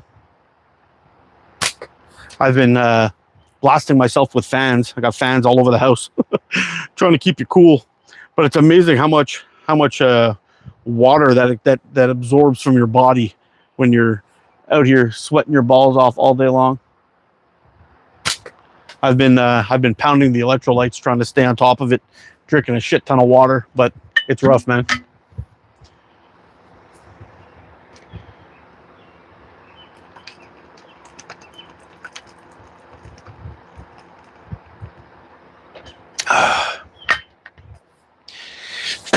I'm normally a short draw shooter. Yeah, me too, man.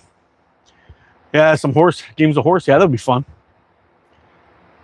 Were you watching Morocco Canada game? No, I didn't watch it. I don't even know who won. Gotta get those beers going to stay hydrated. Yeah, I know. I know. It's kind of funny, you know. My son had a birthday party back in June, and I was looking around. I was looking around for beers to buy. Normally I drink like Irish or European beers or IPAs from local breweries out here. And speaking of which, what time are we? 12:23. Might be time for a Guinness. But usually I drink those style of beers. That's my jam. And for my son's birthday, I was walking around. We were looking for a bunch of regular kind of beers just to give to the guests. And I was looking around, and I was able to get some Coors Light for pretty cheap. And then there was like, then I saw the Miller Lite. It was cheaper than the Coors, and you got 30 beers instead of 24. So I got it. I still have it. I can barely bring myself to drink it. Like the first couple of sips, it's okay, I guess. It's like drinkable. And then after once you get to that half can stage, it's just like, oh fuck no. It's tasteless garbage. It's fucking awful. But I definitely like my it's 5:23 here in the UK, so we won't judge you for slurping a Guinness. Well, I think I might go grab it actually. I've got my first water in me, and it is past noon, so you know, can't be all that bad, right?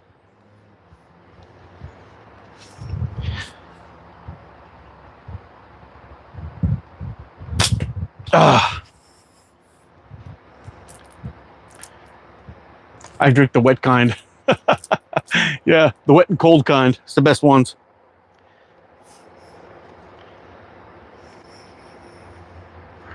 Yeah, I actually might go grab that fucking beer. Give me a second.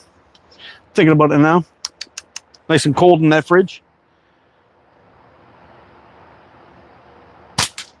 There we go. On that bullseye, I'll be right back.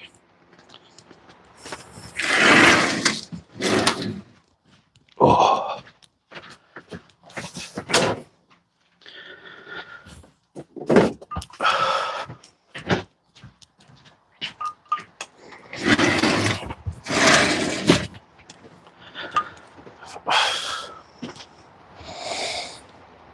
There we go. Let's give that a little listen to.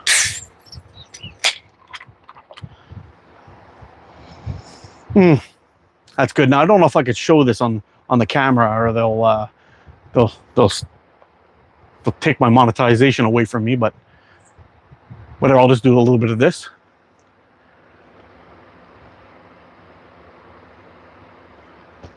Oh, really good.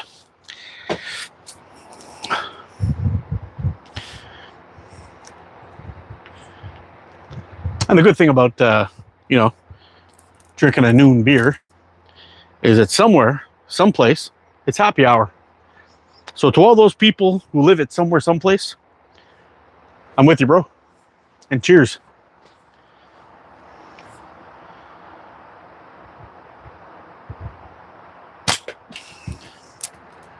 Yeah, over here in Canada, we used to have a beer that was imported by the Guinness people called Caffrey's Ale. Now that beer was so fucking good. I loved it, but I think it started to compete a little bit with the Guinness brand, and they cut it. But we can still get Harps here and Smithwick's and all those other nice tasty beers, which is kind of nice.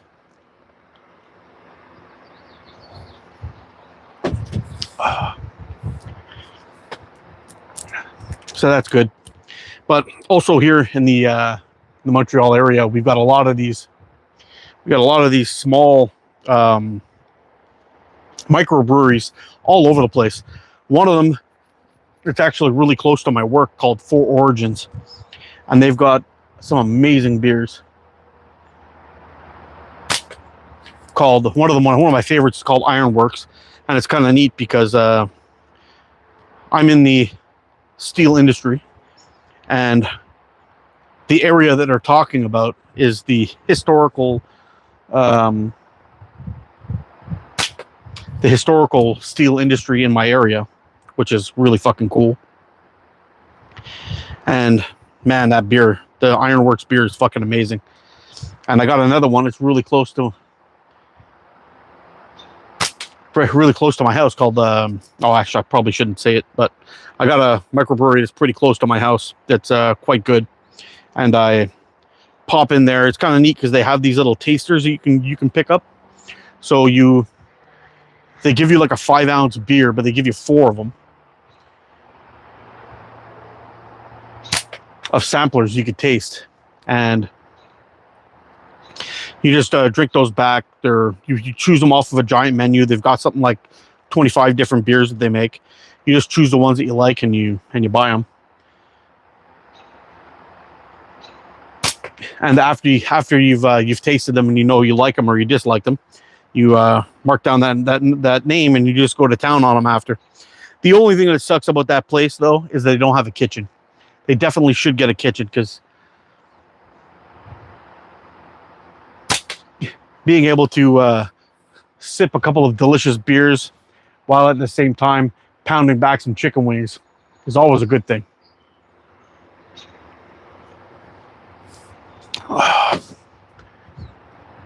Always a good thing. But I think once they've figured that out and they get themselves a kitchen, I think that place will just absolutely take off.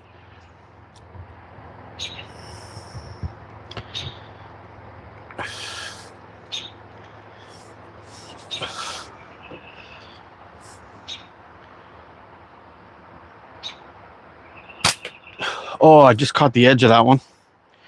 Didn't make a full flip. It was like a 3/4 flip. It's been a rough go today.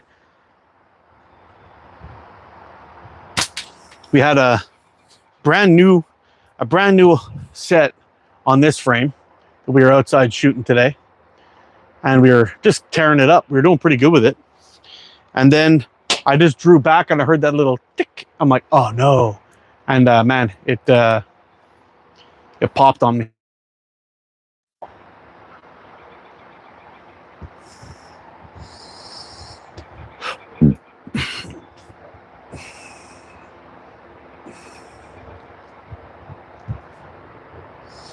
Yeah, this little gazebo thingy here I got coming up to my son's birthday. We had a windstorm last year and it completely shredded the canopy on it. So I ended up, my wife ended up picking up this one thinking it was the same model. But when we looked into it, it didn't fit. I was like, fuck, what are we going to do, man? Like, his birthday's coming. We're going to have some people come over. The grandparents and everything are going to be up here. It's just going to fucking cook them. Like, we got to figure something out. So I was checking out this one and I'm like, you know, it might fit, but I need to do a little surgery. So I got up here with a zippy cut and started cutting bars off of it and everything, and we actually got it to fit. And it actually looks like it's made for this one, and it works pretty well. Like, I'm pretty happy with it. I like the color of it too. The orange is nice, but it definitely makes a big difference. Like, I've got sun beating down in my backyard all day long. Like, it never gets any shade. So you absolutely need to have some kind of shade here. I'm thinking about planting some trees and see if that'll help at all, but it would have to be a pretty big fucking tree to actually stop some of the sun. And I don't know what we'll do to figure it out, but you can't rely on rubbers. No, you can't. Sometimes my wrist clicks at full draw and I think my bands are tore, but it's just I'm just old. Oh no.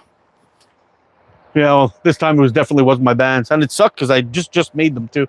I made them last night.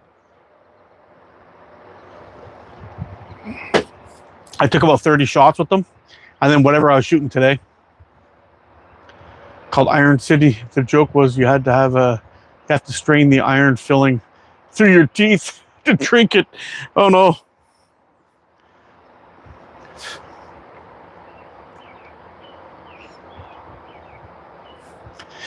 Yeah, it's kind of funny though. You know, when working in the steel industry for so long, it's been like 24 years for me. The when you're an operator, a lot of the new guys would see us like we only had 30-minute break all day, so we'd be working all day long, cutting steel and packing steel and doing all kinds of stuff, and then the dinner bell would ring, and we wouldn't even waste fucking time washing our hands or nothing. It was just like fucking go right to the lunchbox, grab a sandwich out. You're leaving big black fingerprints all over it, just fucking eating it. Who gives a shit? It's funny because my doctor one time, she's like, oh, you work in the steel industry? I'm like, yeah. She's like, do you ever get cut or scratched or injured? I said, every fucking day. I get a cut. I cut myself every day. She's like, oh, so you should probably get a tetanus shot. I'm like, nah, you know what? It's been fucking like 16 years. I cut myself every single day. I never got tetanus. I think I give tetanus mark. So I'm not even going to bother. And the first one I got, the first tetanus shot I got was about 5 years in, and I never got another one again. Not going to happen. But we were constantly getting scratched by steel pipes and putting our hands in there, pulling out these scarfing bits and all that stuff. You're cutting yourself every single day. I had a couple of good ones too. I had a nice one on my arm here. I went to reach under to grab under a bundle of steel tubing to grab something, and one of the steel straps had ripped and turned out like a can opener, and it caught me in the arm and ripped me open pretty good. I went back to the office, fired some crazy glue in that shit and taped it shut, and went right back to work. And anyway, no tetanus, no problems.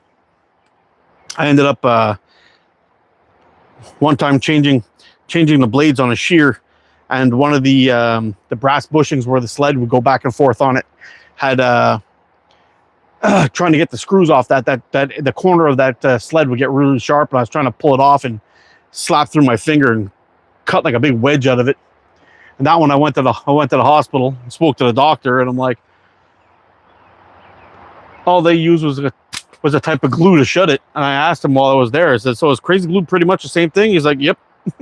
He's like, there's no real difference except for this one's made in a controlled environment, that one's not. So there's probably some impurities in there, but he's like, anything that's living in that glue, there's not going to be any kind of bacteria that can live in those chemicals. So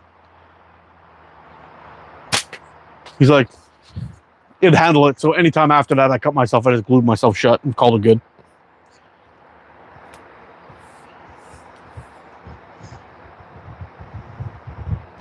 Iron Cities and Pittsburgh foundries, people got burned instead of cut. Yeah. I've been on fire a couple of times at work too. We had what do you call it? I was fabricating a conveyor system, and I was just basically taking some 3/4 inch flat bar, cutting it to fit inside of a channel. So I was grinding all the pieces out, putting it in, welding the piece inside, and I was tapping and drilling a hole in the center to use as a channel inside of a channel, so it'd lift up. I can raise and lower the conveyor system. And while I was doing that, I was grinding the edges to make sure that it was a really tight fit. So when I welded it in there, I can bevel all the corners and get a good solid weld on there. And the sparks from the grinder were hitting me in the shirt. Now, my shirt, I mean, fuck, I was an idiot back then. Like, fucking never wore glasses, fucking just working with a squint. You know, I'm good. Don't worry about it. And got everything all shaved up, fitting the piece in, and I was just starting to grind up the second piece. And I literally just went from here grinding, and the sparks were hitting me in the shirt.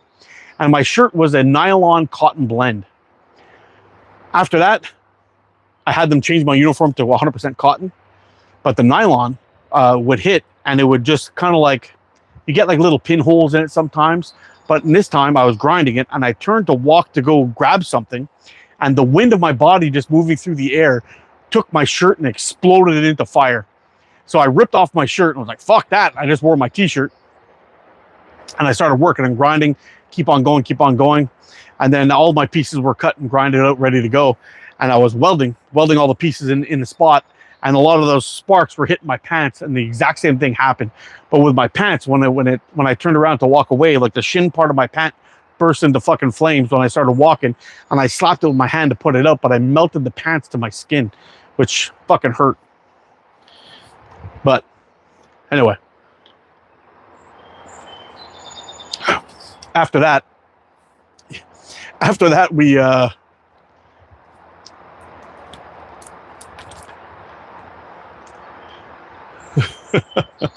yeah, after that we ended up getting some leather shit to wear.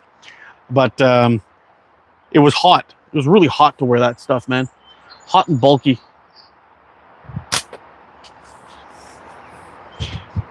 It's kind of tough though. We get these new guys that come in, and they have a different mentality, I guess. I mean, for us, on vintage safety vids, yeah, I know, and no joke, Kyle.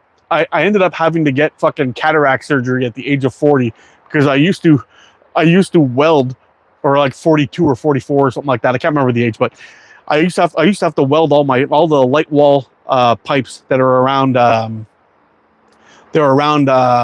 Like say an inch in diameter. I used to have to spot weld all the pipes together. So when I was doing my bundle cut, to make sure that they were cut at the proper size, that they wouldn't spin or vibrate or kick out while my bandsaw was going through them. So I would weld one side, cut them all to pieces, and then I'd do a turnaround on the last end and cut all the welded bits off, and then they would all be cut to length. And I'm sure that's what caused my cataracts, was just constantly welding, and like you're giving it zaps, and all of a sudden you're closing your eyes on all the shots, and sometimes you miss a couple of them, and then you guys kind of give up, and you're just fucking welding it all. Watching it wasn't the best thing for my eyes, I can guarantee you that. Big reason many prefer canvas instead of nylon camping. Yeah, I still struggle though a little bit, I'll be honest, with a lot of the new guys. Like, we got these young guys coming into work, and they're kind of like, we had one guy. Hold on, let me take this shot here. I had this one guy show up one time. He's a mechanic. We're walking through the shop, showing him around everything. And he's like, yeah, you know what? I don't like the smell in this section of the building. I think I'm going to refuse to work here. And I just looked at him like, what the fuck you just say? He's like, yeah, I think I'm going to refuse to work in this building. I'll just stick to the other two. And I'm like, look, man, you're going to work where we're going to tell you to work, or you can just get the fuck out of here, like right now, if you want. And the HR got all upset with me. They're like, Mark, you can't talk to people like that. I'm like, oh, look, man, this is the steel industry. If you want to go fucking stir fucking fancy chocolapa fucking frappuccino shit at fucking Starbucks, go over there and do that shit. You can smell shit that smells good all day long. Here, this is a fucking steel industry. You got to grow a pair of fucking balls to work in this place, or get the fuck out. But yeah, anyway, I just tend to stay away from that talk now and just not talk about it, because,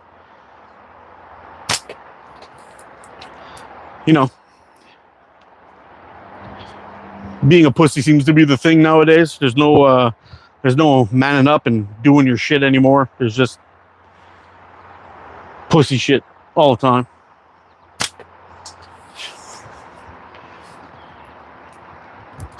He's spoiled nowadays. More like grow a pair of cataracts, which I did. Yeah, I've worked injured and fucked up so many times, man. It's just crazy. Broken fingers, and man, we used to have this thing. Listen to this. We used to have this thing. For anybody who's ever, because you got two styles of coils that you would pick up, big coil sheets of steel. They're usually stood up like this with a hole through the center, or they're in a pallet style where they're lying flat and the hole's going downwards. And I used to operate a flat bar machine back in the day.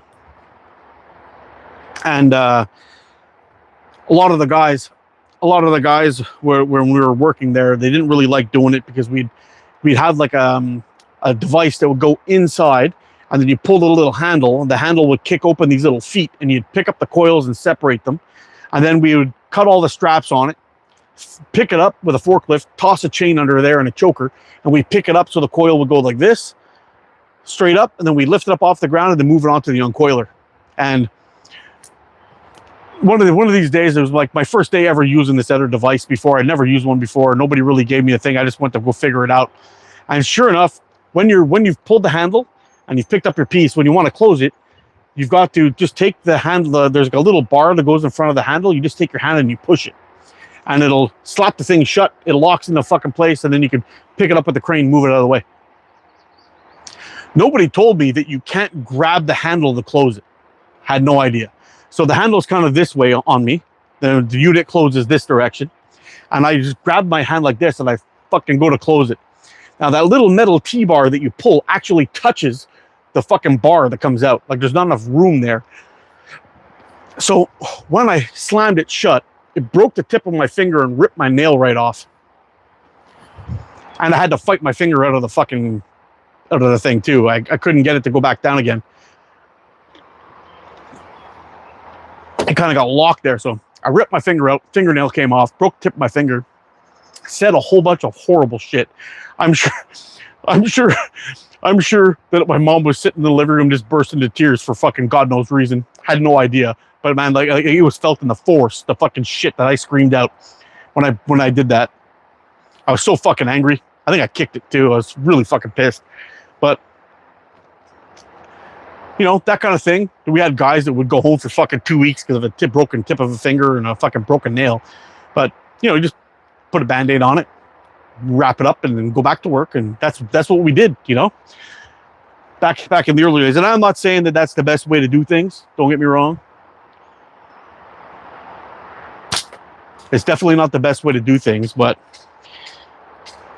having these young guys come in straight out of school and bitching about the smells and how they're going to refuse to work in these places on their first day, that's a no-go for the Markster. That's definitely a no-go for the Markster. Hey, take care, second place Joe. Thanks for stopping in, man.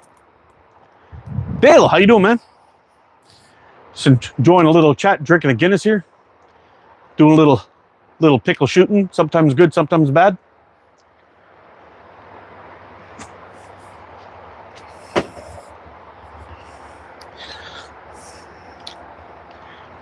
Yeah, we had it's kind of neat when you get into my industry and you're walking around the shop and you got all these people missing body parts.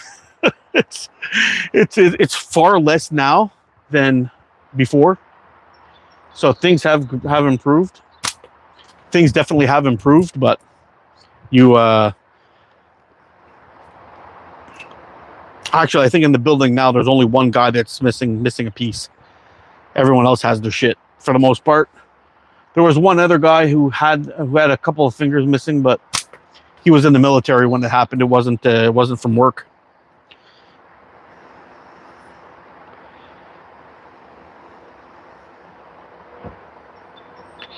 But we had a lot of guys missing parts.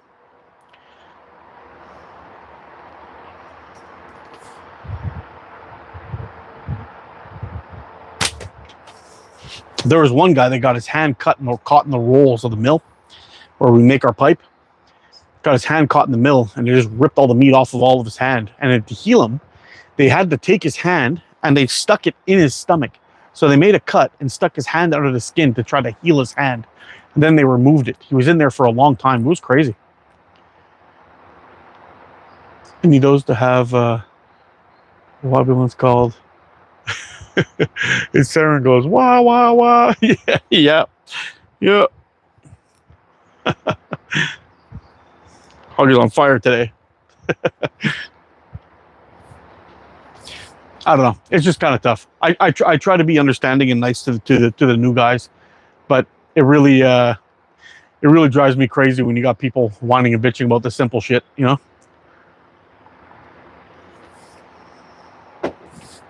That guy that I was telling you about, he was the guy that said he didn't like the smells.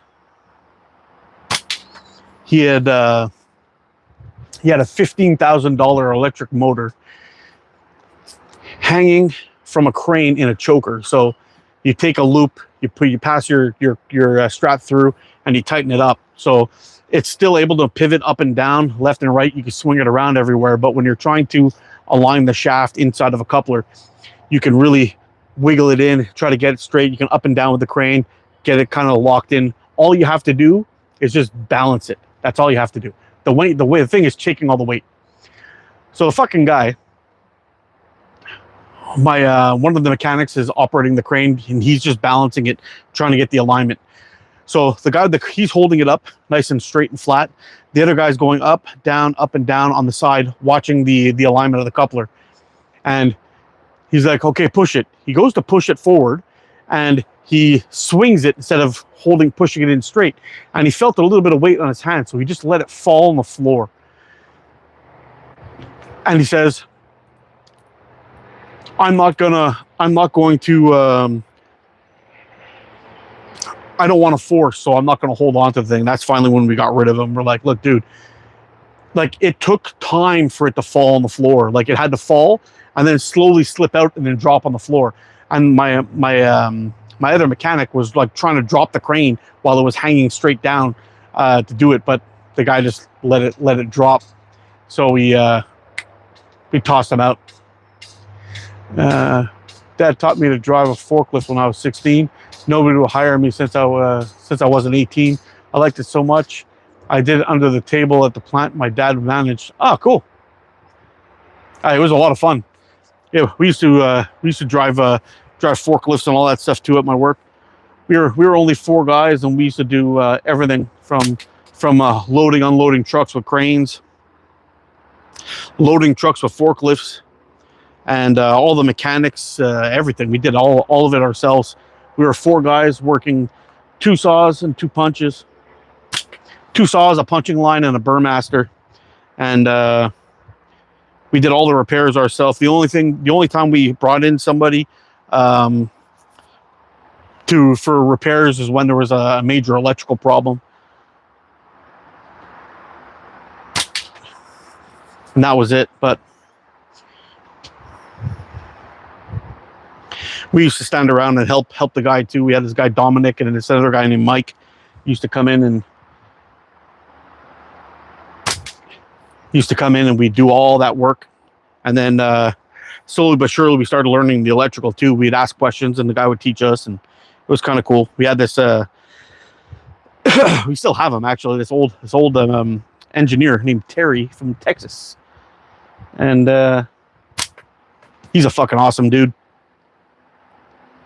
Been working with him for a long time, and he's another guy too that would always spend the time and teach you shit and get you settled, and make you a better asset, and you'd learn shit from him, which was nice. He's still trucking, he's still working with us too, which is nice.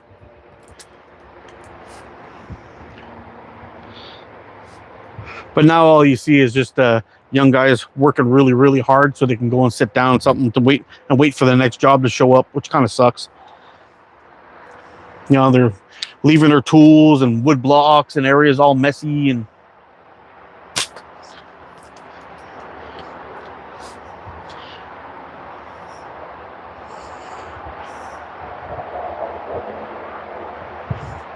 I think another big difference too is our old shops that I used to work with were non-unionized. So we used to have a bunch of gritty motherfuckers working there. But the new place that we're at now is a unionized company. I'm not unionized. I'm in the office, but the other guys are all unionized, and fuck man, they just get away with everything.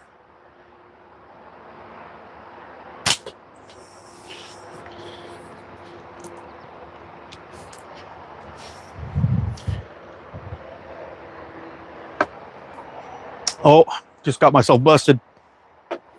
Guinnessing on live YouTube.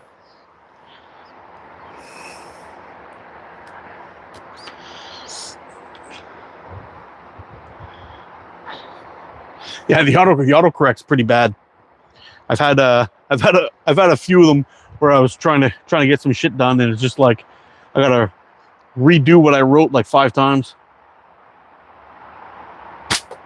Wow, that was terrible. I was high and left by about 6 inches. I don't know what the hell happened there.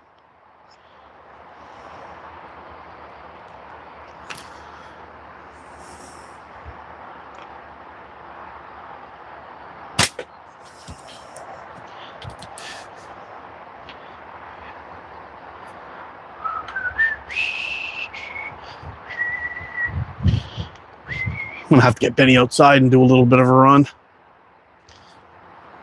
He hasn't run outside yet today, and he'll be really fucking annoying later if I don't.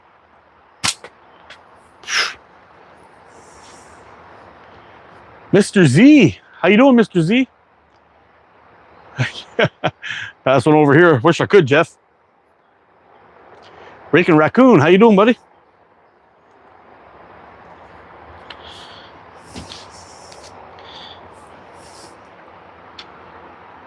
Fucking Guinness is a good fucking beer, man.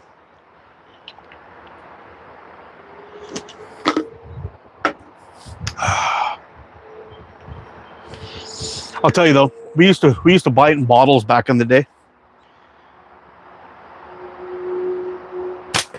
We used to buy it always in bottles, and it was really not good in bottles. Like I found it overly bitter. It didn't taste well. It didn't taste good. When they came out with those cans with the little widgets in them, what a difference, man! Wow. I don't know what happens when that thing pops and it gives that little foaming action going on, but my goodness, the Guinness in cans is absolutely delicious. Cans are on tap is the way to go. I think this might be starting to croak on me here. No, still hanging in there.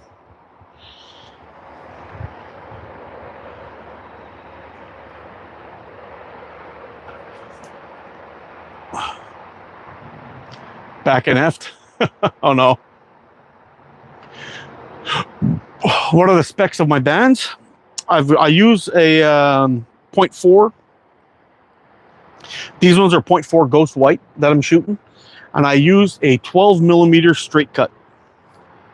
12 or 10, I can't remember. One of them is a 12, one of them is a 10 that I use.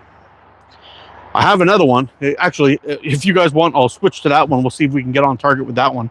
But this one that I have here is my other planchette from Gene Kirkland. And these bands are still the same bands that I've been shooting from God knows when. And they're still going.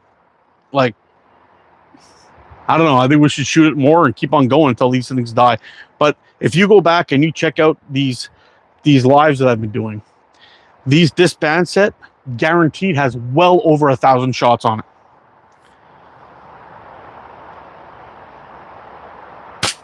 Whew, shoots different though. Definitely shoots different.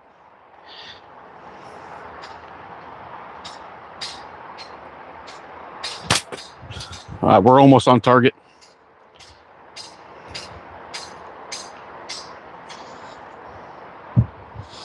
And also, when I set this this band up, I made an error. I made an error a little bit. So I always pre-twist my bands. So you can see when you're looking down there, they lay nice and flat across each other. But on this one, I put my ball in and I actually have to flip my pouch over in the opposite direction. The other one, I just grab it, I pinch it, and I shoot, and it works perfect. So that one came out nice, but this one's a little bit finicky, but I didn't want to mess with the bands because I've had them on here so long and they're just shooting so nice. So I don't want to fuck with them. I want them to keep on shooting and never ever die. Here we go. Because they've lasted so long, these bands. It's just crazy how many shots I've got through them. To be fair, they're cut kind of long, so they're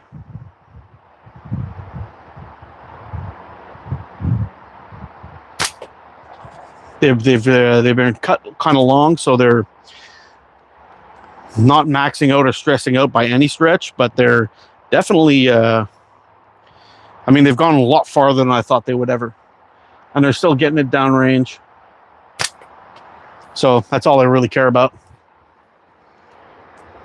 I was thinking about banding up my planchette 0.5, but I was trying to figure out a good starting point. What length I'm thinking. Here's the thing: if you're going for the length, and if you're well versed in shooting pickle, then I would definitely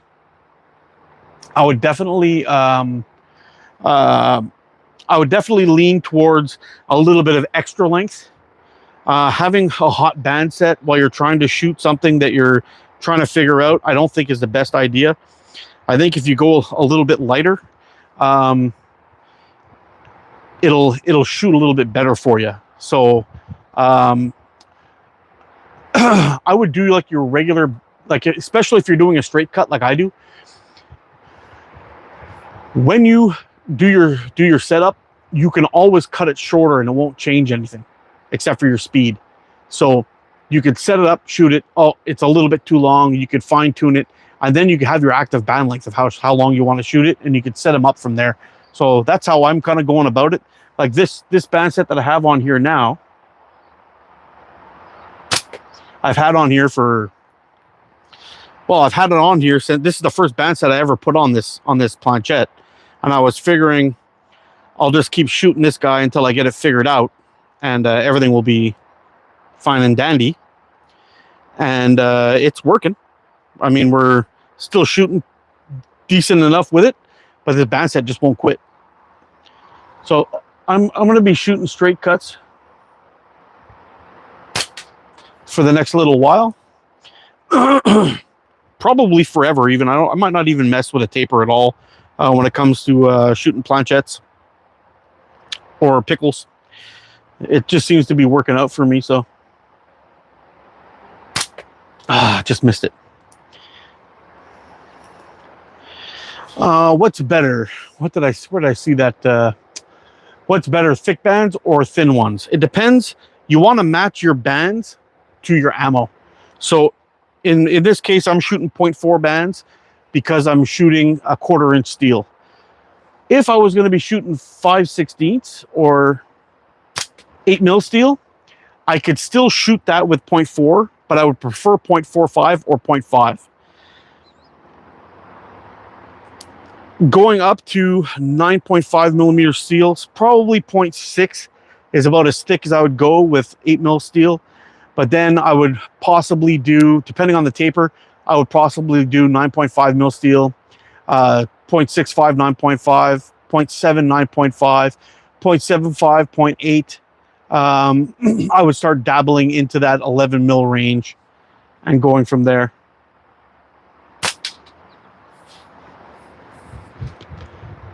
Yo, Mr. Z, thank you very much, sir. You're the freaking man. Can I put a heart on that or something? No, it won't let me.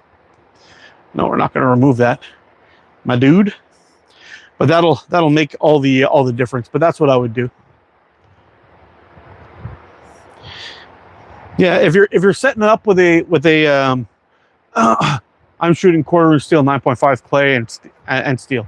Okay, so depending on the thickness you're going to be shooting, it might be better.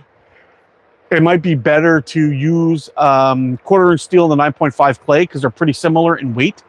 And the 9.5 steel is going to be considerably heavier. So you might want to bump it up to a 0.5 ammo or 0.5 bands for that size and then go from there. But for the most part, the 1/4 inch, 5/16, 9.5 clay are very, very similar in weights. The 9.5 is a big difference.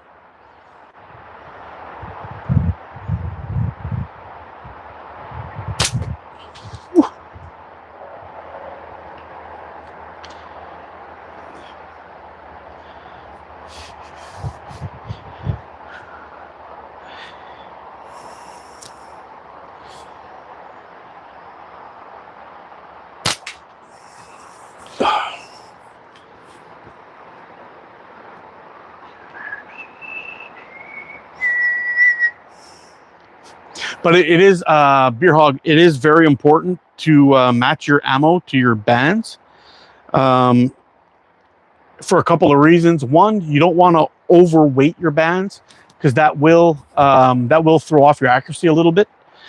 But two, you don't want to overweight your ammo, because that's like dry firing your elastic, and it'll actually ruin, it'll kill some of the longevity of your elastic.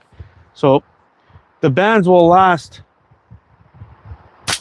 quite a bit longer if you don't overpower them. So that'll help you get more shots out of your elastic, save some money.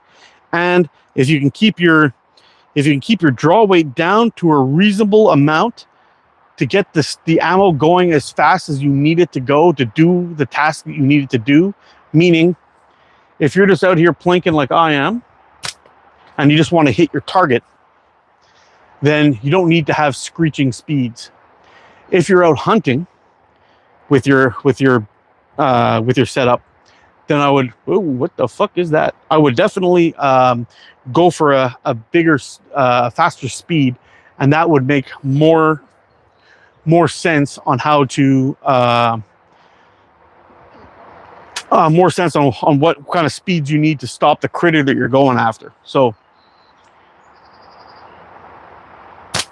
basically adjust or fine tune your elastic for the task that you require, and then go from there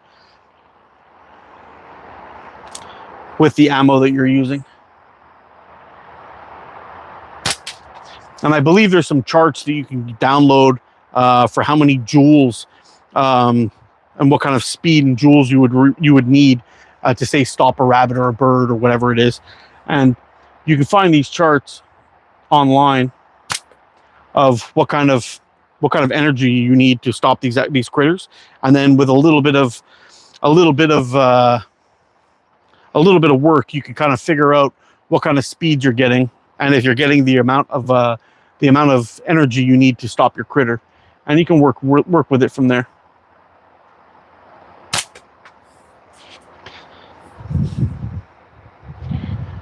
Now, you know what? I'm going to wrap this one up too, guys. So say goodbye to Jeff. Say goodbye to old ATO. I'm out of ammo. So that was my last shot, and it was a miss, and it sucks. But, yep, that's it. We're going to wrap this one up. So you guys take care, stay safe, get out and practice, be good to each other. I'll see you again soon. I love you guys, freaking awesome, and it was great to join you guys again. It's been a while since we've done a live. It was a lot of fun. Bye for now. Take care, everyone. See you again soon.